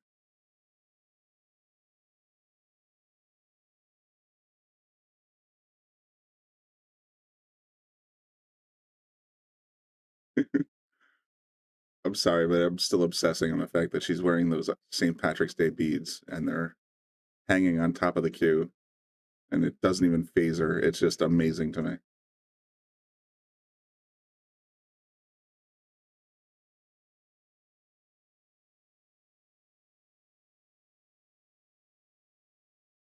I just, if you can pop it into the side, the cue's just going to want to bounce out naturally. That's really all there is to this one.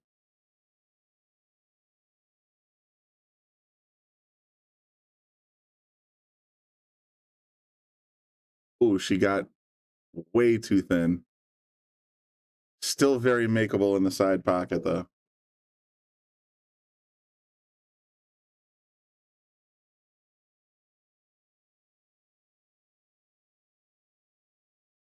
Angle for this one. See what she sees. Is what she sees. Got to stay out of that corner pocket.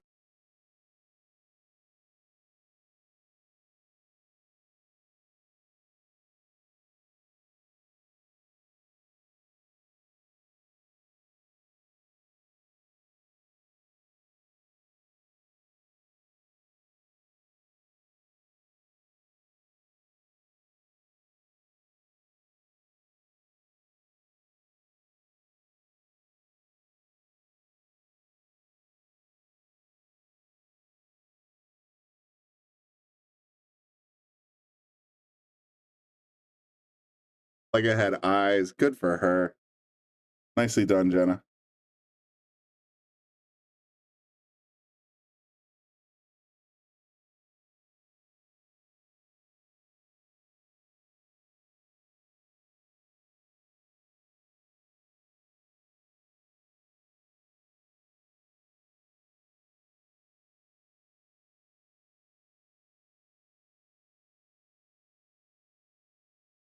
Folks, Angie is the winner of the winner side. Jenna is the winner of the one loss side. So if Jenna does win this match, we will be playing one more.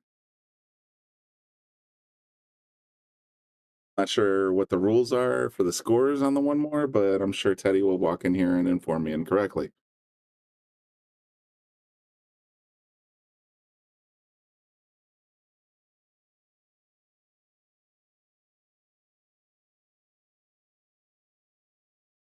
Break. 5 goes right in the corner.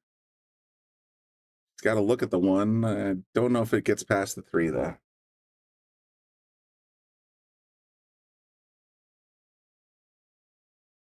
Wish I could show you the overhead, but it's frozen. Those things.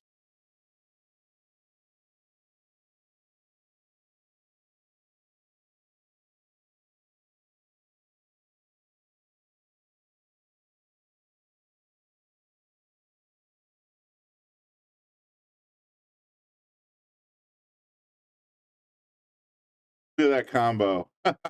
Good job.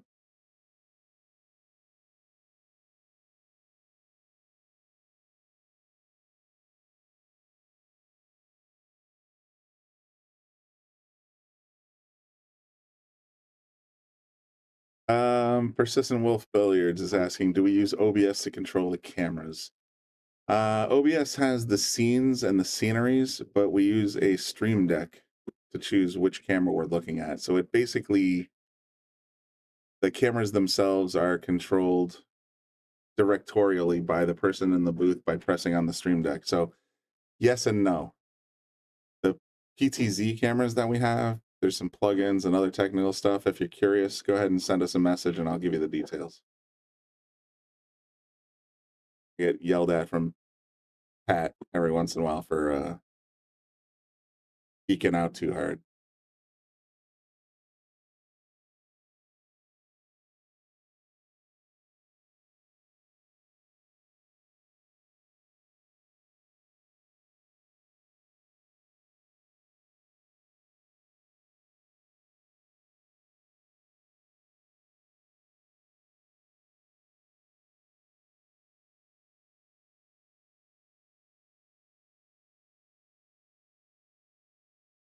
It's an interesting, you can disable and then re-enable the actual camera, huh? Honestly, I think our technical issue with 4 overhead is beyond OBS. I think it has something to do with our USB setup on that situation. But I'll give it a try. Thank you for the tip. I definitely will, just not during the broadcast. What's going on in caffeine right now? Go look. 10,000. Wow. 10,000 views.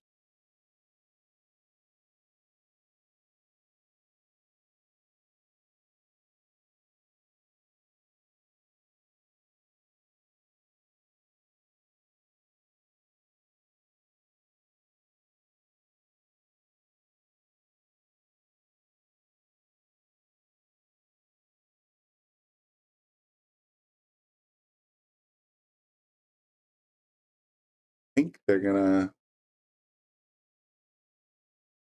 think she's got a clean look at this 2-ball. But there's nothing really going on for the 4, so there's not a lot of reward for getting the 2-ball. We got people in the party room. If you hear any background noise, shoot me a comment.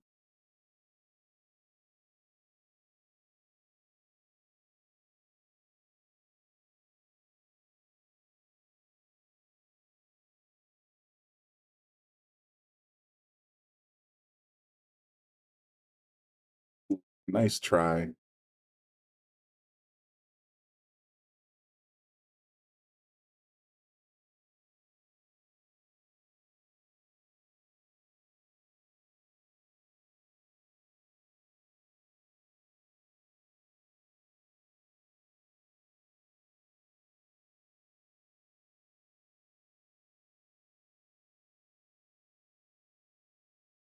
She made the 2 but scratched.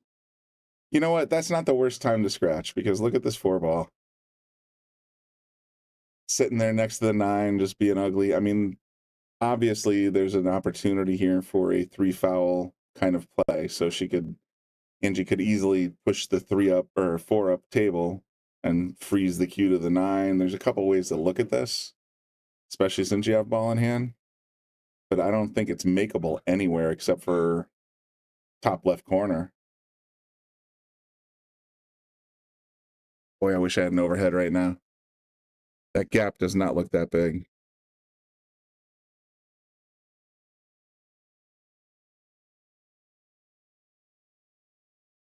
And she's going to use a bridge. Well, let's see if the 9 moves first. Andy's saying carry him off the 7. I didn't even think of that.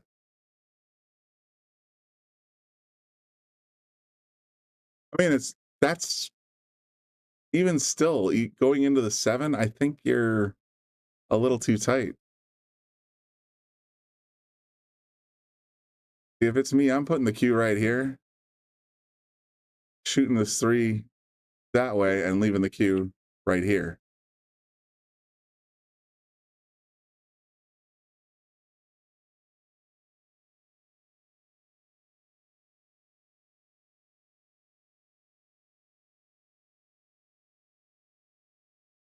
Oh, wow, Andy, you called it. Carom the 4 off the 7, but now she's got no shot at the 6.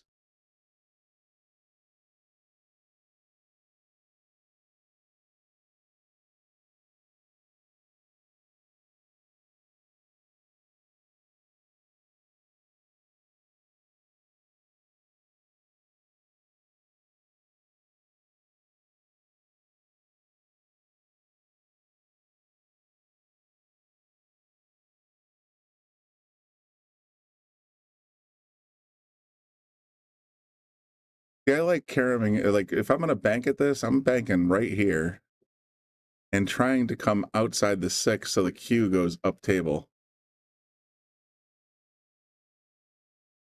You know, enough speed to just sort of keep it in this area.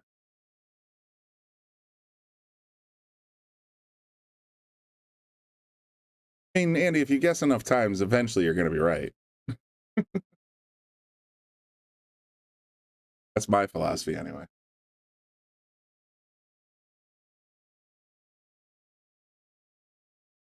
Yeah, if you can put the cue here somewhere, the 6 is going to want to go this way. And then you can find your way with the cue up here somewhere. That's obviously ideal, but we're talking, you know, pro level, and it's a lot easier to do the things I say in the booth than it is actually on the table. Scratch. That's too bad. Yeah, you had to get outside that 6 ball because for that exact reason.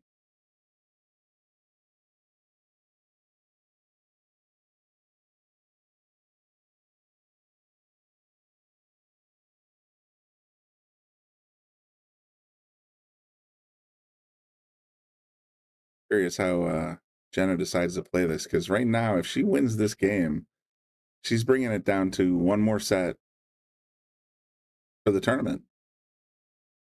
So she's got ball in hand, 4 balls on the table, just got to come up with a good plan and then execute.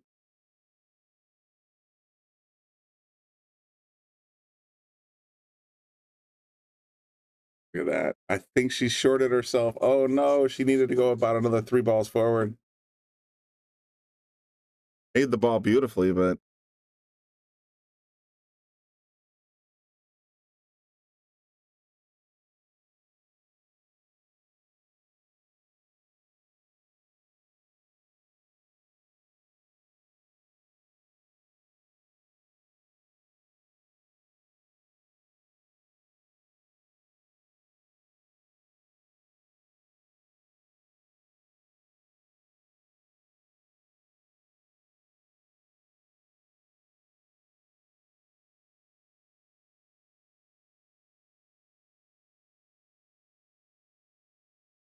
that shot was all about touch. She needed to keep the 7 in this area. So Angie has a great opportunity here.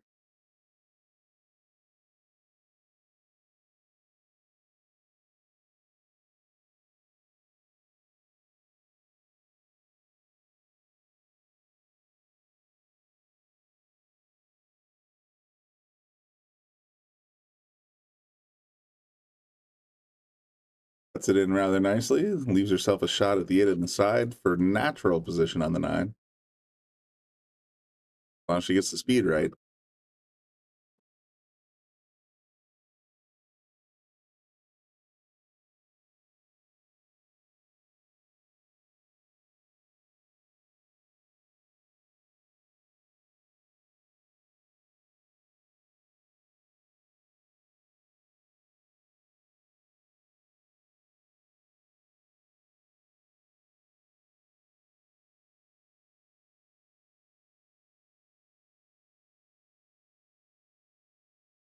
Made the 8, but kind of gave herself a toughie for the 9 ball.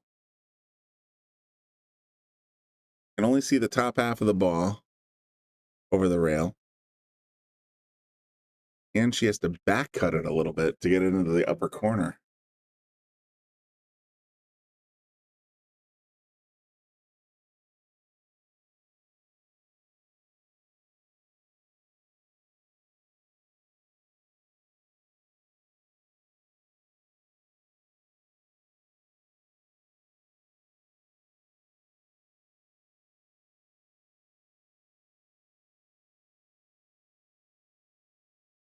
he's eyeballing the other corner, but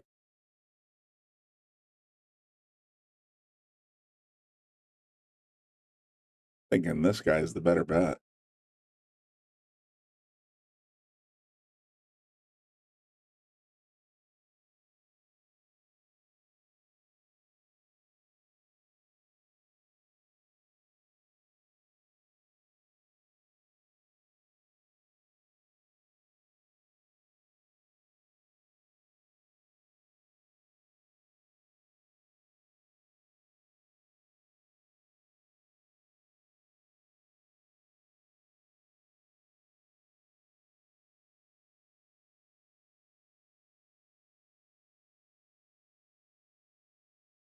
They did a little thin, depending on how far this bounces. Yeah, I got a feeling Jenna's about to make this a full double.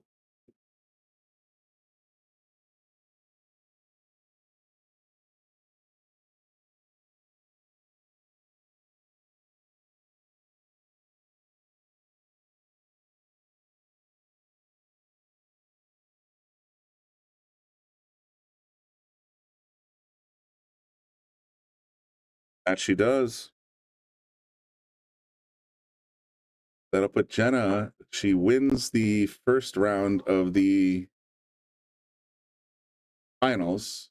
Now we're going into the second round of the finals, and I'm going to go check and see if the race is still 3-2. I gotta believe it is. They can't change it because it wouldn't be 2-1. So I'm just gonna assume it's 3-2 again.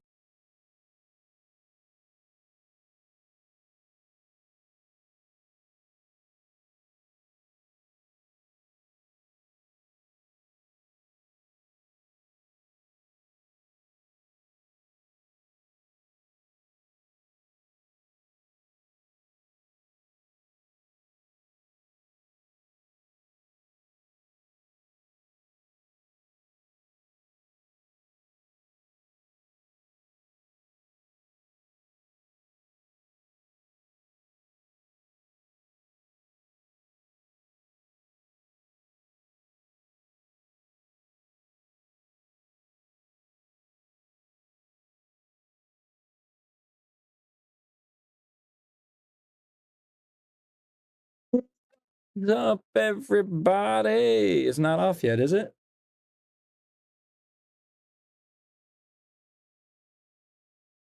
Might be off. I don't know. Still says commentator break.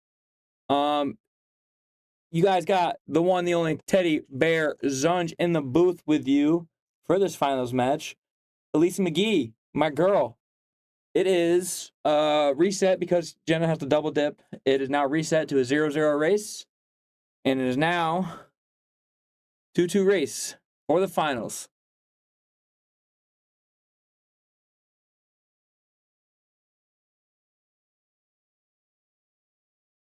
Oh, why we're so far behind over here?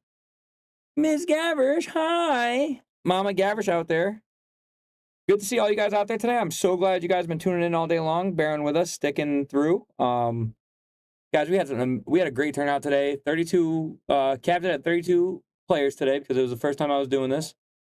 But I mean, if you guys look at the final three, I don't want to say unexpected because I mean we've all been following Angie and even Danielle and I see Jenna play every week and they have skyrocketed in their game and I'm so proud that these three women are actually the top three in this event. I think it was a steal.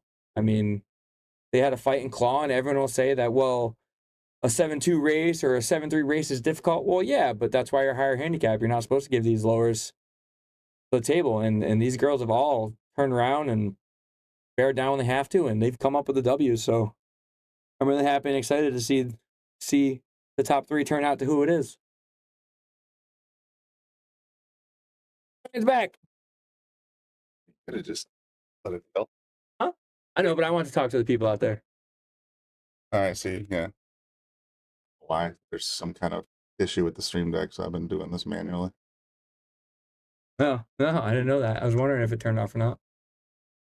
I don't know. Hey, we'll like figure I it can't out. get the sponsors. Once I get this offline, we'll figure it all out. Oh, like the stream deck's not working at all, or No, it's working, but it's some is, some not. Gotcha. There's a bit of a delay between the two now too. Between what? This and this. Like a second or two delay. Yeah, no, that's always been the case with the PTZ. Oh, there's a new PTZ that's up right now. That's why. That makes a lot more sense. I was wondering if I was going crazy or not. Well, you are, but that has nothing to do with the fact that the PTZ is about a quarter second behind. That's very true. This is crazy. This is a good finals match. I'm excited. I'm gonna come in here and give a special little guest. You want to get you the chair? Do you want to sit? Nah, it's I can okay. stand. Pretty fun since the spot didn't open for me. Oh, the ladies have been dominating today. Gina Marino, I saw her comment earlier. She said she was the sole lady to be eliminated today. Oh, But yeah, the top three, I mean, they even took out Charlie. I mean, and he was a strong shooter. Charlie's a strong competitor. and he was playing well tonight. He's playing really well. Until he hit the fierce door that was Jenna. Yeah, and before that, he got kicked. He got kicked to the one loss side from Danielle. From Danielle, exactly right. But I'm glad this turned out the way it did, though. Everyone had a good time. I mean, even a lot of the highs who had the tough races were having a good time. So hoping to do something like this again and open up the field a little bit more.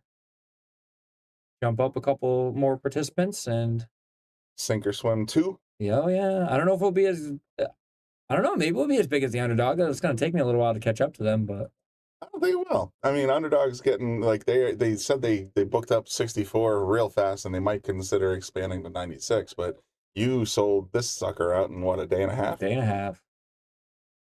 Say the demand's there. Oh yeah.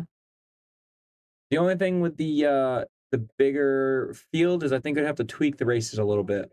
Like, I don't think you could have a 7-7 race, you know, with the amount of highs that come in. Yeah, I guess it depends on who enters. Right. But for the most part, I mean, you started at 10 o'clock today? No, we started around 11, and then digital pool went down, so we didn't get to kick off till 11:15. Oh, that's right. Yeah, I got here around 12. And so yeah, you got it done by what is it? The latest this is going to go is about 8:45. yeah, and that's even with slowing it down and only streaming. I mean, playing your last 3, 4, 5 matches on table 4. I was telling the girls earlier, if we didn't stream anything here, if we just played these games to play these games, Yeah, you just we would have been out. Well, no, the reality though is when you're in the top 6, you can only play on one table. Right, that's what I'm saying. No, I mean streaming aside. Oh yeah. Logistically, you have to play this match, then this match. Oh then yeah, that match, yeah. Then that match. Yeah, I might have been able to play. The only one you could play 2 of was 5-6, 5-6. Right. Yeah. So. Or no, 7-8, 7-8. 7-8. No, 5. 5-6. You already had decided. Once you get to 5-6, you can only play on one table. Because it's like, I got to play this one, then I got to play this one, then I got to play this one, then I go to this finals, then I got to go. So on. Yeah, but even earlier, I know we waited a little bit. I stalled out a couple of matches just to get some good matches on the stream. I didn't want the same person playing, you know what I mean? They'd open up where the same person was playing on for like 3 matches. So and Lance and everybody does the same thing. They're just basically like, all right, well, let's just sort of cherry pick which one's got a table 4 and table 8. Which is great. I mean, it provides better entertainment, but folks out there tuning in to see friends and family. There you go, Andy. That's exactly what it was. That's exactly what it was. So it's just, you know, I know for a fact that, I mean, even though we got about 70 viewers, you know, at our peak tonight, I mean, again, I saw a lot of friends and families say, oh my goodness, my, you know, wife, girlfriend, daughter, friend is on the Shark stream, and they tune in. But yeah, you got McDermott Classic, you got a million things going on this weekend. So it was, you know. Even that Caffeine TV thing was our new partner with them is huge. Yeah, 10K. At one point there was I opened the Caffeine TV app up at one point, and it was up to 20. Really? 18 to 20, I think we got up to on there. Yeah, that's pretty cool. You know what I mean? Like those are insane numbers for a small outfit like we are. It's gonna be fun though. I like this 2-2 race.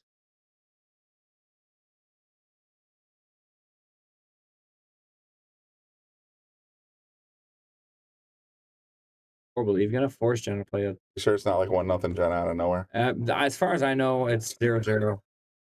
I don't know what was happening anymore.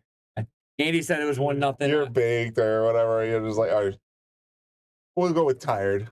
I thought I thought I saw Jenna make a 9-ball, but she's been on this table for like 3 matches in a row, so I think they were all She made a whole bunch of them, yeah. Yeah, they were all starting to run together on me. Fair enough. Andy, at one point, I think we got up to 20,000 on caffeine, it said, when I opened the app. Currently, right now, it's up there, buddy. It's not out there. Yeah, it's going crazy.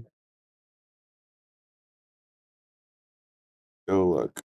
Then I You're still high on the. You're up. There you go. You want me to do it? I don't do left. I'm a lefty, but I don't usually do left-handed mousing. 10K on the. No, that was a while ago. Let's see. That's right now, isn't it? That's 13K on the Shark Stream Sinker Swim page right now. That's 13,000 plus these 70 that are in here right now. 70. Plus our 70. Plus our 70, 80. You know what I mean? Yeah, Hector, it is streaming on caffeine, man.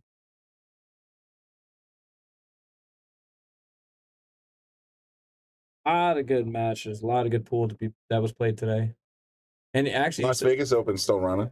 Is it really? I think so. Thought I saw a notification come up on my phone that said Las Vegas Open on from Billiard TV. So I heard that digital pool was down last night and all day yesterday. So it really messed up. Oh, I'm sure that's screwed up a lot of people. I guess they had a malfunction in there. All right, well, note to digital pool. I am an IT expert that has expertise in security and redundancy. Yeah. Looking for somebody. There you go. There's Corey. Corey, what are you doing? You should come down here. You know, play a couple sets. I've been watching pool all day long. I gotta play something before I go home tonight. Yeah. Well, all right. So if you want to be humiliated, then I'll play you. Yeah, we'll try it again. Let's see what happens again. Although I think last time I was shooting a little better than you anticipated, so we'll have to see how it goes. Right.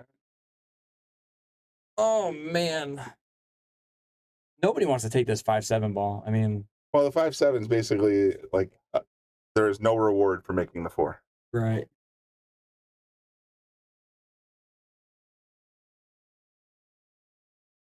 Straight up gone. I don't know where it is anymore. Is it tucked over in the corner? Yeah. So Angie's got a tough decision to make because I mean, I say you go for a defense here, Ange. Hit the 4 ball this way. Oh, this isn't drawing.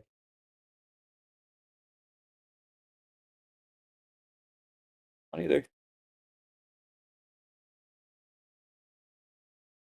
Hit the 4 ball this way, a little thin. 6 ball is going to protect you. Hit it this way. Send the cue ball up the table this way. Was it all the way over in the corner? No, I was sitting over by one of the food tables from last Monday. Oh, shit. The clear button doesn't work either. Oh, God. How do you go delete? Mm-hmm. I don't know, the stream deck. I'm going to find out after we do this broadcast. Has it been acting up all day long? Yeah. I was wondering why we weren't getting very many camera angles. Well, the 4 overhead's dead. Of course. And then we also have the long and the we have long, wide, and PTZ. So that's fine. We have both PTZs are working fine. Weird. But for some reason, several of the buttons on the stream decks aren't responding.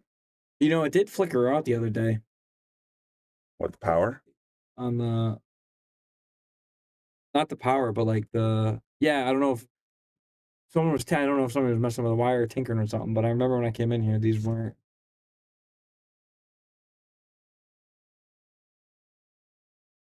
Spilled a beer in here in the last week or so it's not me. Just saying.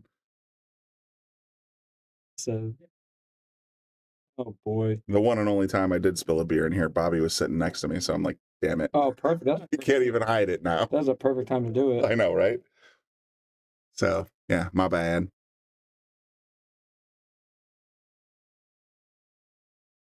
Make this 5 in the side. Does it go by the 7? Looks like it does. I left my phone out there and I got a phone call. Glad I have my watch on. That just sucked. I'd go by, yeah. It sure did.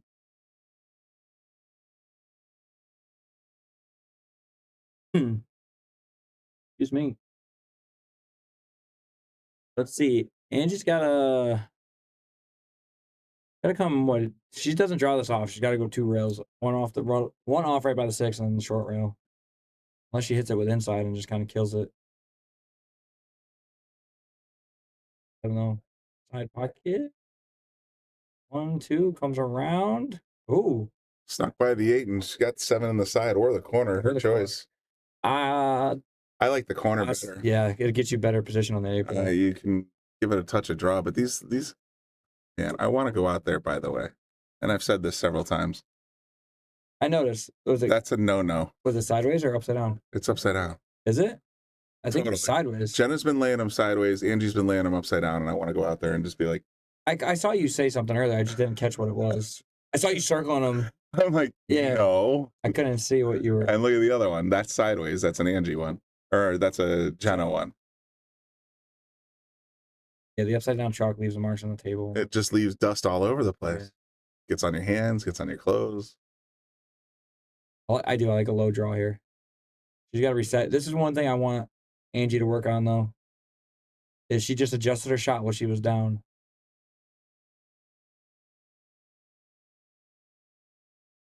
Great shot. I mean, she drilled it, but she's got good angle. She's easily going to get natural position for the 9 if she plays the 8 straight in the corner. Oh. I mean, with the right speed, the cue is going to end up right here. It's just basically going to bounce off this 8. I mean, that's... You know, Hector, as tournament director, I can't say who I have because I'm not allowed to have favorites. Who does everyone got? Who bought who in the Calcuttas? Dude, so long ago, Angie's fiance bought her soul out. She didn't want to split. She said, "You want to buy me, you can have me." She's like, "I'm not." My wife says that. I know, and she can buy me, you can have me. She stands to have a decent night between the top place finish and the. I would say the worst she can do is place 2. Yeah, and even that's, I mean, a good thing. Yep. See, I'm lefty. I wouldn't even thought about this shot. I saw her grabbing the rake, and I'm like, oh.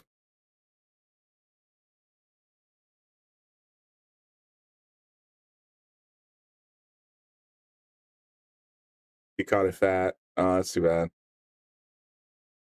Not the easiest shot in the world for Jenna. I mean, it goes, but you got to play it right. I've seen her. Listen, you look at me like that, but I've seen. I look at you like that all the time. But I've seen, and I've played with her enough to. I mean, literally natural roll with a little bit of speed, and it's going to line up perfect on the 9. Right, and she has the stroke and definitely the ability to do it. But I just know sometimes she thinks have to do nothing. I know she overthinks it a little bit. If she's got the skill and the capability. Same natural roll, perfect speed. You got easy position. She played that one really well.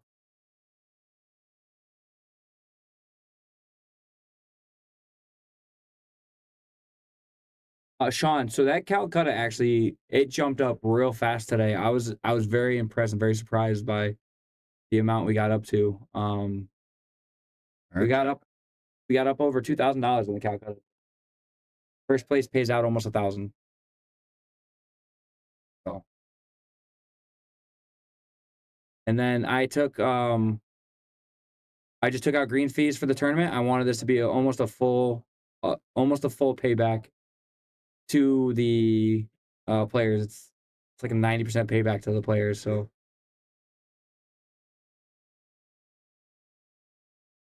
yeah, over 2,000 in the Calcutta, and there was about, I think, 1,400 prize pool.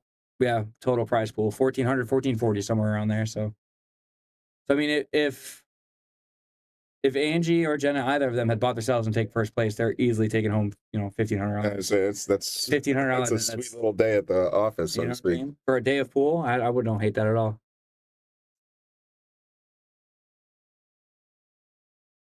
Jenna breaking from the hill, guys. Breaking from the hill, no shot on the. It's absolutely pushing here.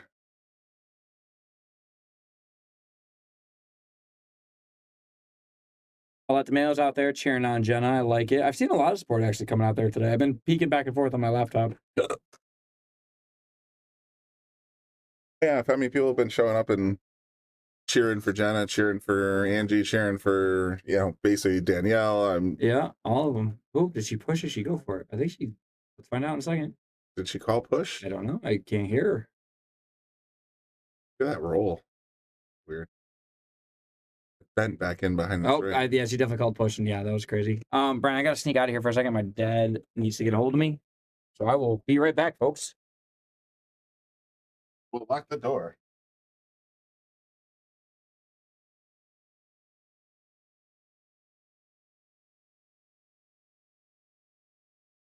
Teddy's stepping out for a moment. Or he should be kicking himself in the butt for not taking Jenna in the Calcutta. Hey, it is what it is, right?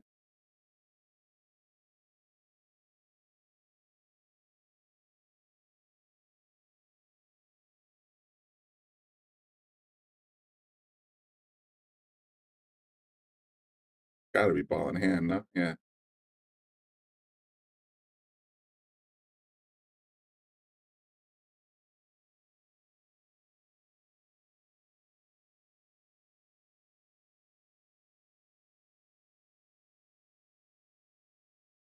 This isn't easy. This is not an easy out by any stretch of the imagination, because getting back off of that 2 to the 3 is actually probably one of the toughest shots here. Getting to the 4 is even worse.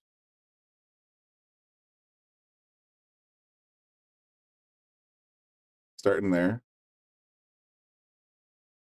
Got dead flat, but what I'm thinking is that just a straight draw shot should, you know, bring the cue right back to where it is right now. And you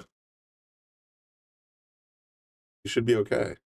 If you can put that kind of draw on it, it's fine. You should be fine. Gretchen.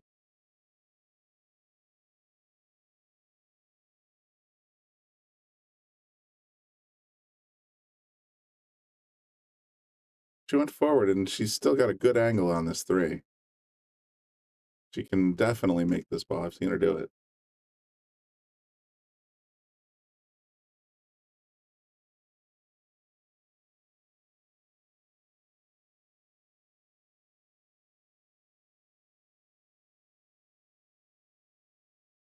Okay.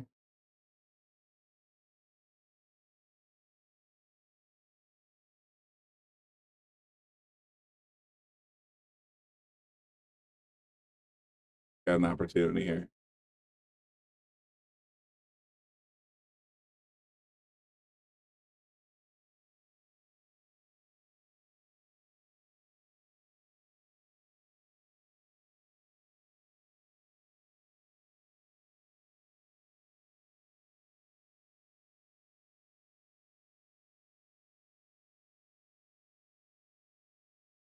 It's tough. Hit it a little full and definitely didn't get the English he wanted.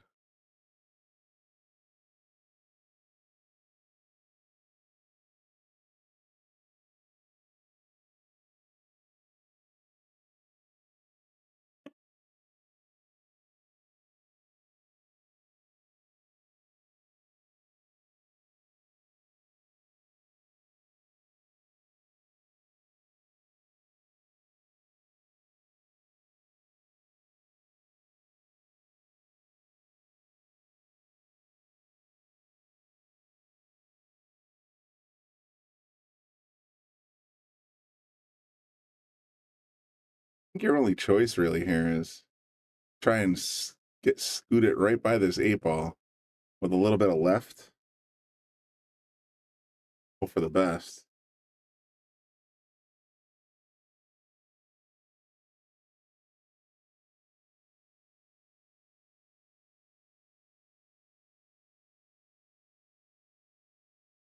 Didn't quite get enough left on it, but it was a nice attempt.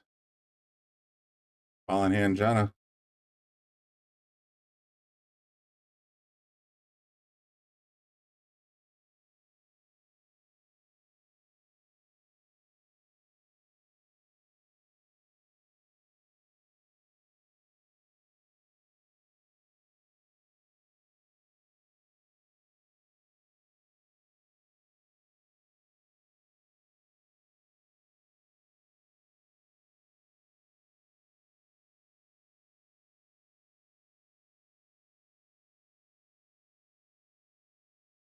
visualize that the next shot you want is going to have the cue ball here somewhere.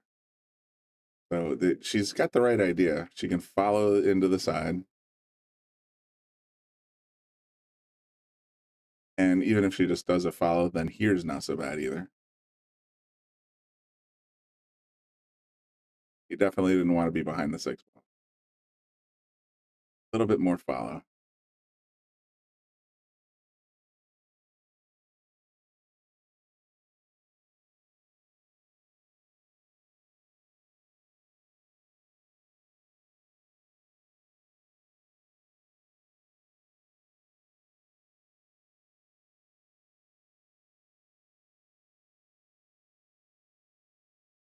Right.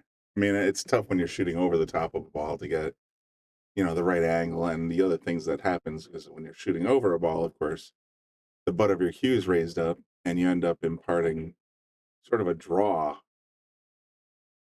pretty much by natural reaction.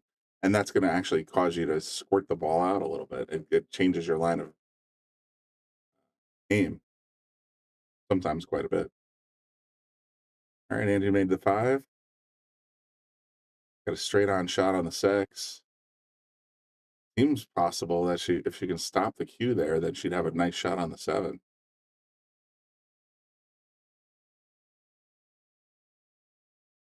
Floating thumb thing that I find a little weird.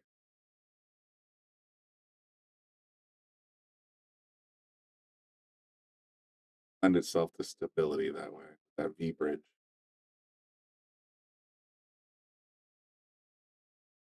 But she got a lucky roll and she stuck Jenna behind the 8 ball, literally.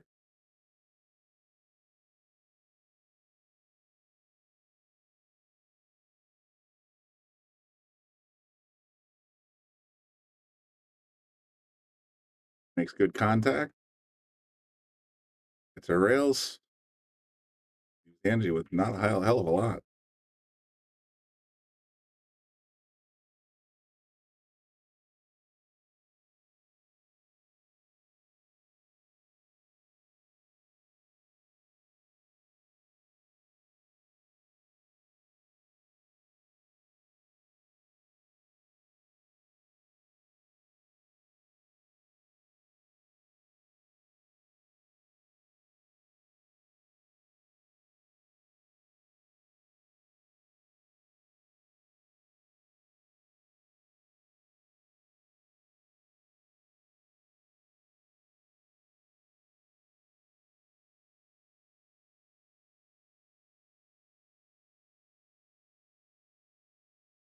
Pop the 6 up table, but I think there's a window here between the 9 and the 8.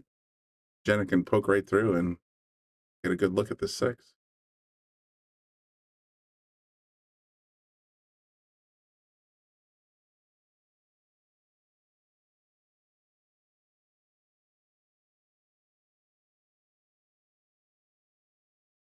Nicely done. Well executed. And Jenna's on the 7 now. If she can get this one, I don't know, corner pocket, side pocket. Tough call. Cross corner.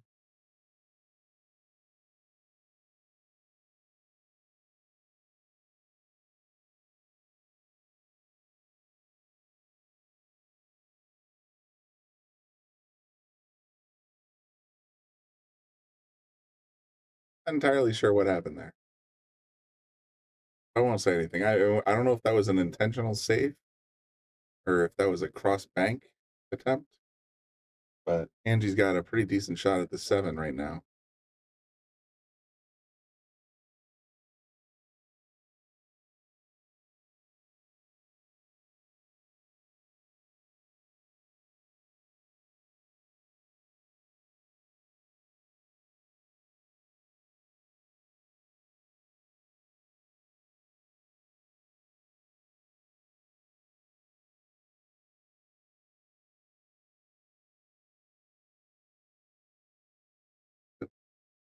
Jenna's got an opportunity here.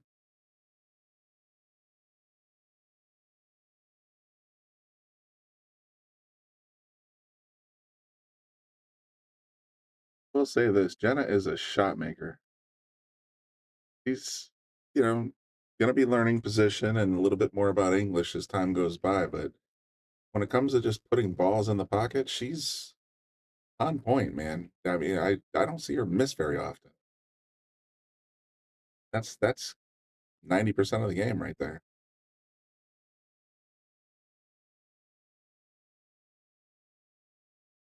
Center pocket again. Left herself a little difficult. Like I said, that's the thing is she can make the shots.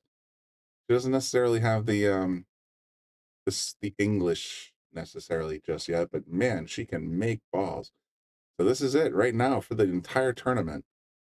If she can cut this 9 in the corner, she will be the sink or swim #1 champion. No pressure, no pressure, Jenna. Keep looking at it. Take a good solid stare. You want to see that ball heading towards the back of that blackness.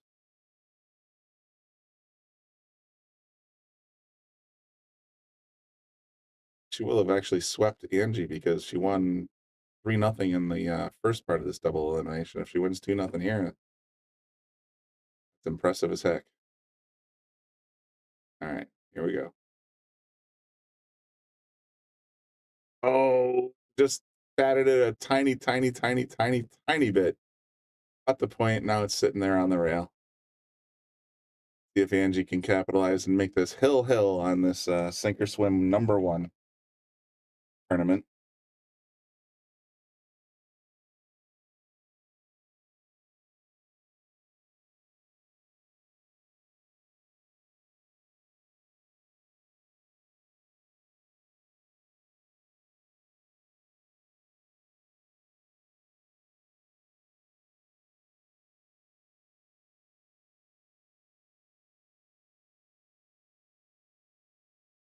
Angie knocks it down. 1 game for the entire shebang. That's impressive.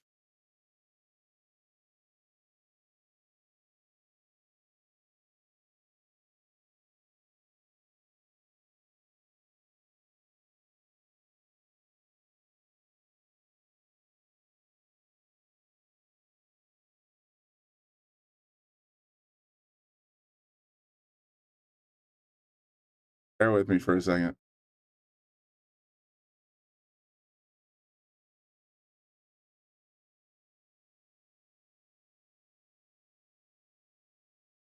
Yep. That's what drives me mental. Sorry, but I don't know. I guess it's just me.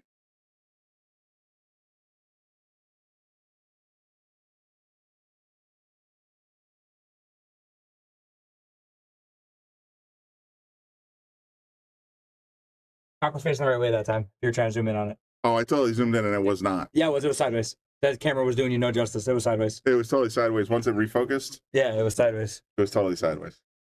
Yeah, isn't that how you want it? No. Facing up. Oh, I thought you said you wanted it sideways because you cared earlier. I thought you said it was It should good. always be facing up. Yeah, well, what are you going to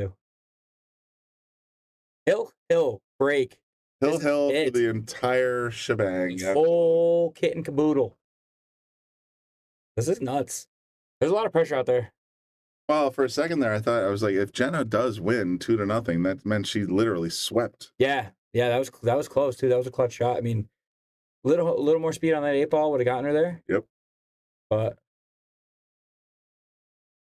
I mean, it's, you know what though, can't be mad at it. This is one of those racks where you're going to see how the lows play, because a high who can juice this ball will get back to that 2 ball. But well, yeah, I mean these two are at a skill level where it's like a half a tip in any direction is a lot. Yeah. And so you're not going to see a lot of position play. But what I was complimenting both players on earlier is that they're completely shot makers. Yep, I saw that. They're making great cuts. They're making great banks. It's like, so you may not get the position you want every single time, but the balls are dropping. Yep. Listen, I know some people who are 5s in league that I play with, and you tell them, listen, you got to hit that with a little English. They tell you, well, I don't know all that yet. Sometimes just shot making is. Sometimes all you got to do is, well, quite frankly, the reality is that at least my reality when it comes to pool is like if you can play center ball pool Mm-hmm. and just adjust your speed, 90% of the time you can actually get position with just those two variables. I mean, for example, look at the shot. Center ball pool. Well, that was kind of a fluke. But even if she made the bank on the one real bank, though, I mean, she would have ended up higher up the table because it would have been a little thinner. Yeah, exactly. But to my earlier point is like literally speed and center ball. If you can master those two, 90% of your position play is those two things. The only time you actually need to put high, low, left, or right is extraordinary situations. Out of 10 shots, 2 of them are going to require that. Right. Paul, I didn't use anybody's name. I was just saying. Hypothetically, of course. I know people who play who are good fives and don't do English. English is not even a second language to them. It's still way out there But now that Paulette did say that, I mean, she's one example. Like, I watch her make shots and win racks and win games, and when it comes to timeouts, though, it's like she knows the angle and to do. She sometimes needs that extra little, hey, I need you to put a little high right on this. Yeah. And what? Yeah. Well, high right. Why do I have to do that? Well, just trust me, it'll go. But again, an excellent shot maker, though. She's a 5 for a reason, and she wins. That's the way it goes. I mean, that's if you can master just center ball pool and speed, you can easily be a 5. You can be a 6 in some situations, and then work on how English works and how it can help your game long term. But that's a plateau. That's an entirely different story. That will simultaneously elevate and screw up your entire game. Oh, let me tell you what. Once you start putting English on, then all of a sudden your shot making goes right out the freaking window because you don't understand necessarily the physics of what's happening when you put English on a ball.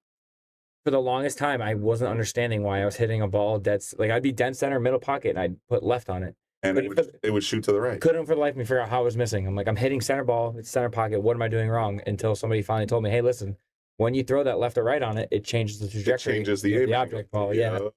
It pushed it a little bit either way. Even the cue ball moves just a little bit when it. Friction's a pain in the butt sometimes. It's insane though. But when you actually, I mean, people use the term squirt when it comes to pool, but they don't necessarily understand. Right. When you hit the cue off center, the cue will move in a different direction than if you hit it center ball. Yep. No, that's just, I mean, it's just one of those things. And like I said, one of the most life-changing books I've ever read when it came to understanding pool physics was Burns' Standard Book of Pool and Billiards, and he diagrams and shows you how everything works when it goes that way. It literally is like, this is why the ball changes direction for no particular reason. Oh, here's the reason. Yeah. Man, once you understand that underlying physics principle, holy shit, does that get easier? Yeah. Look at this 4-9. So I was gonna say, Jenna has ball on hand 4-9 right now. I gotta hill. This is huge. This is a tough ball in hand. I mean, if she gets it, I mean, if this is it. There it is. Pop. Oh, using the whole kit, Jenna. All right. Well, I'm gonna go congratulate my girls. For anybody who was out there watching all day, by the way, I've been commenting from Lisa's Facebook all day long. So any of those comments were me. So I kind of assumed that was just me. So I'm gonna go congratulate the girls, take some photos, hand out some big winning money, and thank you all for joining me today. Big loots. Yeah. Thank you, Brian, for everything. Appreciate you, buddy. Absolutely. I will see you guys later. All right, Teddy has left the building. I'm probably going to sign off as well. Thanks everybody for tuning into the Shark Stream all day today, if you have. And yeah, like I said, like, share, subscribe, get your notifications turned on. We'll be back soon. Have a great St. Patrick's Day weekend, everybody.